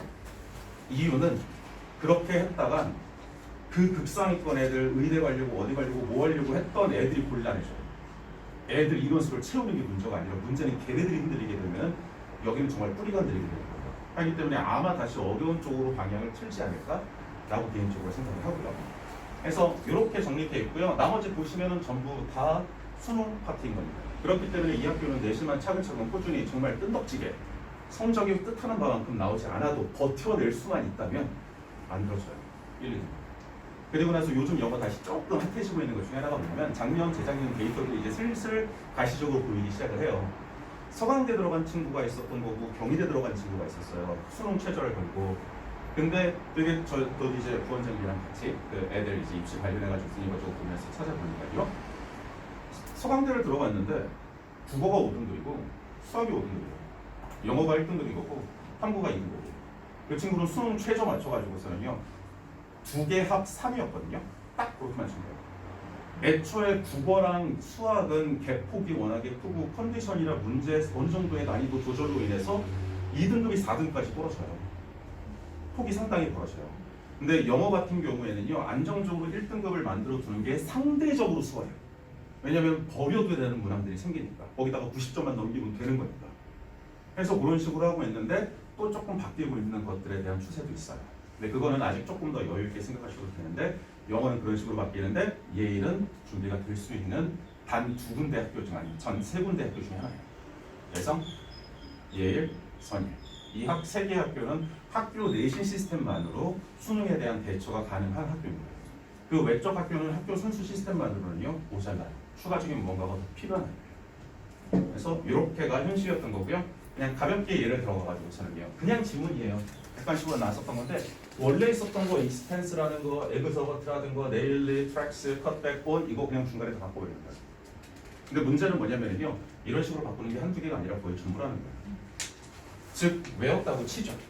이미 시험은 다르게 나옵니다. 그러니까 외워봤자 어차피 이거 되게 짧은 문장인 거고 제가 중간에 밑에 더 했는데 잘라낸 거 해가지고서는 이렇게 돼 있었던 건데 요만한 거를 한 80개, 한 60개 이상을 외운다고 생각을 해보세요. 저는 못해요. 그건 애들도 마찬가지고. 그래서 이거는 본질적으로 꾸준하게 계속 노력해서 메꾸는 것밖에는 솔직히 답이 없습니다. 어설프게 제가 어머님들에게 뭔가 강한 인상을 주기 위해서 할 수 있으면서 아니 저런 거 전 그런 약속 못해요. 할 수 없는 거예요 제가. 이렇게고요. 이게 현 예일 실태예요. 하기 때문에 납치당한 아이들은 진짜 미쳐버리는 케이스에 도달을 하게 됩니다. 그리고 나서 한 가지도 생각을 하셔야 돼요. 중학교 때 꽤 괜찮은 성적이었는데 그 예를 들어서 테스트나 뭐나 이런 것들을 통해서 자기 실력을 정확하게 진단을 안 해본 케이스가 있으시다면, 왜냐면 이제 저희 이렇게 와주신 분들 중에서도 자석으로 썼어요. 근데 뜻대로 되지를 않았어요. 그래서 예로 들어가신 분이 계실 수도 있어요. 그렇게 했을 때 모의고사를 한번 봐보시되 어떤 걸 보셔야 되는 거냐면요. 2학년 3월 달 거를 보세요. 그리고 2학년 11월 달 거를 보세요. 1학년 3월 달 거는 의미가 없어요. 왜냐하면 3학년 1월 달 거에는 고등 과정이 하나도 안 들어가 있습니다. 오로지 중학교 3학년 토탈 과정이거든요. 하기 때문에 2학년 1학기, 2학년 3월 달 모의고사가 1학년 완전판이라고 생각하시면 돼요. 괜찮으신 것 같고요. 그리고 나서 혹시 이거보다도 좀 더 괜찮을 수 있을까라고 생각을 하시면은요. 2학년 11월 요 정도 수준으로 한번 비교 검색을 해보세요. 그리고 나서 1회치만 푸시면 안 되고 그래도 한 2회, 3회 정도는 풀어보셔야 돼요. 그래야 틀리는 유형이라는 게 조금이라도 보일 거고, 아니면은요 다른 부분에서 감을 찾을 수 있는 것들이 생겨요. 참고로 저희 반에서 아까 그 스카이반 이렇게 말씀해 주셨었잖아요. 스카이반이 지금 저희 어떻게 운영이 되냐면 영어에도 스카이반은 있어요. 해가지고서는 스카이반은 평소에는요 저랑 수업해요. 저랑 수업할 때는 그 친구는 내신을 할 때에만 3월 달에 들어와서 7월 중순이 되면은 저랑 빠이 안녕 하고서는요 여름방학 겨울방학 때는요 대성에 있는 친구, 예일에 있는 친구, 선일에 있는 친구, 선정에 있는 친구, 그 수준 비슷한 아이들, 걔네들 지금 모의고사 2학년 레벨로 해서 지금 모의고사 계속 풀고 준비하고 이런 과정을 하고 있거든요. 걔네들은 다시 모아요. 그러니까 만약에 오셔가지고서는 저랑 같이 수업을 했어요. 근데 이 친구가 수준도 괜찮아요. 레벨도 되게 높아요. 내신 기간 동안에는 저와 호흡을 맞춰요. 그리고 나서 내신이 끝나는 시점으로 해서는 저랑 잠깐 헤어져요. 그리고 그런 친구들이 모여있는 곳 가가지고서는요 2학년 후반 아니면 3학년 초 중반의 수준을 가지고서는 수업하는 분위기를 다시 만들어요. 그러다가 내신할 때 다시 돌아왔다가 나갔다 할 겁니다. 그래서 저희도 스파이반은 이제 영어과는 그렇게 운영합니다. 그래서 요게 지금까지 팩트인 거고, 문제는 이제 확인을 하셨잖아요. 뭐예요? 최상위권 아니에요. 급급급 극상위권입니다. 이미 따라잡기 힘들 정도로 너무 뛰어난 거거든요. 걔네들 진짜 힘들어요. 거기에다가 그 안에는 언제나 얘가 사람이 맞나 싶을 정도의 진짜 괴물들이 있어요. 그래서 그 아이들까지의 피 튀기는 싸움, 이게 문제입니다. 그러면 해결책은요 솔루션이라고 해봤자 대단한 솔루션이 나올 수가 없어요. 왜냐면 남들이 몇 년간에 걸쳐서 해두는 거잖아요. 멘탈 케어 해주고요, 본질적 실력 향상해서 올려줄 수 있는 만큼 계속 부지런히 해야 돼요. 근데 한 가지가 되게 불려요. 영어를 키우고 싶어요. 시간을 더 많이 투자하고 싶어요. 근데 안 돼요. 가장 많이 주의하셔야 될 것 중에 하나가 뭐냐면 밸런스가 깨지는 학원. 예를 들어가지고 국어를 막 하루 막 2번, 3번, 4번치를 과제로 줘놓고서는 일주일 내내 해야 교유소화할 수 있는 학원. 가급적이면은 학원이랑 먼저 말씀하셔가지고 과제는 이런 식으로 우리가 뜻대로 하겠다. 아니면 그런 부분을 맞춰줄 수 있는 그런 식으로 해야 돼요. 왜냐면 얘는 한 과목에만 올인하기에는 나머지 것들에 대한 데미지가 너무 커요. 그래서 제가 이 친구들한테 전달해 줄 수 있는 거는 이거거든요. 본질적 실력 향상. 본질적 실력 향상을 이루기 위해서 제일 좋은 거는 우리 다이가 살잖아요. 매일 조금씩 계속 하루 빠짐없이. 그래서 첫 번째예요. 솔루션 첫 번째는요. 저희는 클래스 카드라는 거 해가지고서는요. 매일 30개씩 그리고 나서 누적 테스트. 그래서 죄송해요. 제가 이 교실에 되게 오랜만에 와가지고 저는 혼자 저기 별관에 201호 대형 강의실이 있거든요. 거기가 그냥 제 전용 강의실이었어요. 맨날 저기 있다가 오랜만에 이쪽으로 와서 이게 이렇게 깨질 줄 몰랐어요. 네, 그래서 날짜별로 올라와요. 보이지는 않으시겠지만 날짜별로 올라와요. 해가지고서는 30개 누적 테스트, 30개 누적 테스트, 30개 누적 테스트. 해가지고서는 테스트는 계속 진행이 돼요. 월, 화, 수, 목, 금요일은 30개 플러스 누적 테스트가 계속 진행이 되고 누적 테스트는 300개까지 누적이 돼요. 그래서 300개가 채워지고 나서 30개가 들어오면은 초급 맨 처음에 쓰는 30개가 빠지는 거예요. 그래서 이렇게 해서 월, 화, 수, 목, 금을 진행을 하고요. 토요일 같은 경우에는 이제 복습하기. 일주일 동안 했던 것 중에 틀린 것만 이제 반복을 하게 되고, 그리고 일요일은 하루를 남겨놔요. 왜냐하면 개인적인 사정이 있어서 못한 케이스는 무리해서 따라잡기보다는 여유 있을 때 채워넣는 게 더 좋아요. 그리고 그날 보통 아이들이 리스닝도 해요. 제가 이제 일주일에 하나씩 리스닝을 올려요. 근데 그 리스닝은 자기가 시간 있을 때 처리하면 되는 거예요.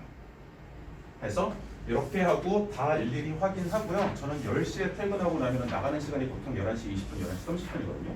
이때부터 뭐 하는 거냐면요. 하나 들어가가지고서는 아이들이랑 컨택하는 거예요. 예를 들어서 뭐 누군가가 안 했어요. 예를 들어서 수민이가 안 했어요. 그러면 바빴을 수도 있잖아요.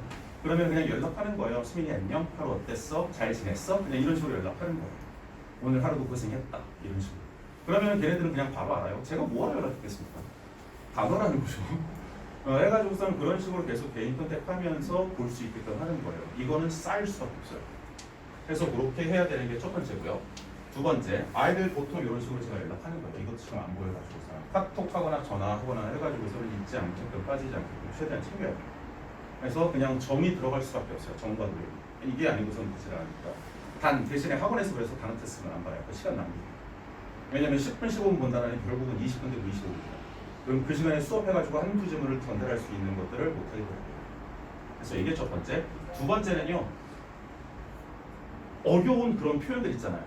뭐 예를 들어가지고서는 구어도치, 한정어도치, 아니면 관계대명사, 형용사적 용법 이런 이름 하나도 중요한 거 아니에요. 제일 중요한 거는 왜 쓰는 거고 어떻게 해석할 거니까 이게 제일 중요한 거예요. 해가지고서는 아이들 매일 5문장씩 분석 노트 만들어요. 그래서 분석 노트 이렇게 돼 있는데 이것도 잘 안 보여요. 핵심은 이거예요. 밑에 직역이라는 해석에 촌이 영어를 힘들어하는 이유 중에 하나가 은는 이가 뭐뭐 하다 뭐뭐 을 뭐뭐 해서 뭐뭐 한 뭐뭐한 점이 있어서 이런 것들을 흔히 조사라고 부르는 거거든요. 이걸 붙이는 연습을 하지 않고 외운 케이스들이 훨씬 더 많아요.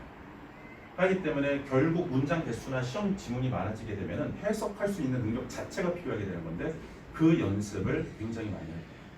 그래서 재밌는 경우가 생기게 되는 것 중에 하나가 뭐냐면 학교 가서 선생님이 막 뭔가 어법 설명을 하세요. 못 알아들어요. 그 전에 배웠던 애들은 모르겠지만 못 알아들어요. 저게 뭔 소리일까 막 이렇게 하고 있다가 문장을 보면 아는 거예요. 저런 뜻, 아 저거구나 이런 식으로. 저는 약간 극단적일 정도로 실용적인 부분을 추구합니다. 그래서 이게 첫 두 번째고요. 지금 하고 있는 건 매일 하는 겁니다. 제가 매일 할 수 있게끔 한 50분에서 1시간 정도 단 매일 제가 추구하는 방향이 그거거든요.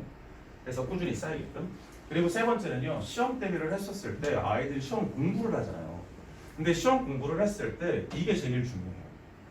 제가 이제 사용하는 툴 중에 하나예요. 저는 아이들 노트 만들어줄 때 이런 식으로 쪼개가지고 나눠주는데 핵심이 되는 건 뭐냐면 이미 표기가 돼 있어요. 누가 주어고 누가 동사고 무슨 뜻인 거고 모르는 단어 어떻게 모르게 써 있고 이거 앞만 봐봤자 실력 안 돼요. 왜냐면 자기가 안다고 착각밖에 안 해요. 눈으로 보게 되니까. 그래서 그와 똑같은데 필기가 아무것도 안 돼 있는 것들을 일부러 종이로 5회 분량씩은 계속 줘가지고서는요 스스로 읽고 해석이 되는 것과 안 되는 것을 가려내게 만들어놔야 돼요. 그래서 1번, 2번, 3번, 5번, 6번, 7번, 8번 문장 중에서 3번하고 4번이 해석이 안 된다. 거기에만 집중하면 되는 거예요. 해가지고서는 종이로 봐야 돼요. 패드로 보면 안 돼요. 종이로 봐야 돼요. 왜냐면 우리는 시험을 종이로 보잖아요. 패드로 보는 게 아니에요. 하기 때문에 그런 부분에서도 익숙해지게 만들어놔야 돼요. 개별기들에는요. 이것도 죄송해요. 아이들 저한테 질문하는 걸 되게 편안하게 느껴요. 제가 조금 편한가 봐요. 해가지고서는 이런 식으로 문자 보내면은 계속 해요. 아이들한테도 항상 그렇게 해요. 나는 실시간으로 피드백을 못 해준다. 그러니까 질문할 것들 던져놓고 이해할 일 해라. 근데 이렇게 됐을 때 또 재밌는 것 중에 하나가 뭐냐면 뇌과학적인 거거든요. 아주 조금. 질문이 생겼었던 거를 표기를 해놓고 나서 딴짓을 하는 동안에 뇌 한편에서는 이미 그거에 대해서 돌아가고 있는 거예요. 하기 때문에 어느 순간에 갑자기 탁 하고 뛰어나든가 이런 그런 경험들이 있으시잖아요. 고민 막 이렇게 하고 계시다가 잊어버리고 있다가 샤워하거나 아침이라거나 뭐 했었을 때 약간 이렇게 되는 거. 그런 효과도 조금은 볼 수 있고 저도 그냥 볼 때마다 가급적 이렇게 남겨놔요. 이해가 됐는지 아닌지. 그래서 요게 계획력 질문은 as much as want 그냥 원하는 만큼입니다. 이거는 딱히 뭐 제한이라거나 그런 게 아무것도 없죠. 그래서 이렇게 해가지고서는요. 4가지인 거예요. 플래시카드를 통해 가지고 단어는 꾸준하게 계속 진행을 해줘야 되고 해석 능력 키우려면 분석 노트 꾸준하게 만들어야 돼요. 그리고 세 번째는요. 언제나 필기가 아무것도 안 돼 있는 내용을 계속 꾸준히 봐줘야 되는 거예요. 그래야 해석되는 건 안 되는 건 아는 거 모르는 거 구별해요. 그래서 모르는 거에 집중하는 게 훨씬 좋은 거예요. 질문은 편안하고 잘 알아야 돼요. 얼마든지 계속 할 수 있게 해가지고서는 저는 그냥 이렇게만 해요. 따로 막 미사여구를 갖다 붙여서 훨씬 더 화려하게 뭐하게 아니요 저는 그런 거 못해요. 그냥 꾸준하게 성실하게 진지하게 계속 몰아붙일 수 있게끔. 그리고 이 친구들이 힘들어하면 격려해 주는 거고요. 이 친구들이 포기하지 않으면요 저도 절대 포기 안 해요. 어떻게든 붙잡고 넣는 거예요. 그리고 가급적 모든 시험 관련 거는 전부 다 촬영 제공 필요한 것만 본인이 딱딱딱 그렇게 해서 진행하는 게 리얼 부분입니다. 제가 말이 조금 빠른 편이어서 혹시 괜찮으셨을지. 그래서 이상 예일여고 내신 전략 발표를 마치겠습니다. 감사합니다. 네, 그리고 그 원외생 분들이세요. 모든 분들께서 여기에 지금 오신 원대생분들 한 분도 저랑 이미 다 얘기를 하고 통화를 하고 했는데 탐구보고서 작성하는 법을 조금만 아시면 도움이 굉장히 많이 되실 거예요. 샘플도 필요하실 거고 작성하는 요령도 아시면 되게 좋을 거예요. 저희 있는 원내생 아이들은 탐구보고서와 관련된 것들에 대한 연습을 12월 달부터 시작을 했어요. 거의 매달 해서 아까 있었던 서도원 그 입시연구소 소장님께서 일부러 일일이 개별 첨삭해주면서 봐주고 계세요. 그래서 그 부분들에 대한 부분을 간략하게 소개드리고 샘플과 같은 것들을 전달해 드리려고 이제 원외생 어머님들, 학부모님들만 이제 잠깐 말씀을 나눌 거예요. 여기서 나누지 않고 이제 타학교 선생님들 어머님들 계시니까 저기 오셨을 때 바로 옆에 카페 분위기로 되어 있는 곳이 있었잖아요. 거기에서 잠깐만 이렇게 봐주시고 가시면 감사할 것 같습니다. 감사합니다. 고맙습니다.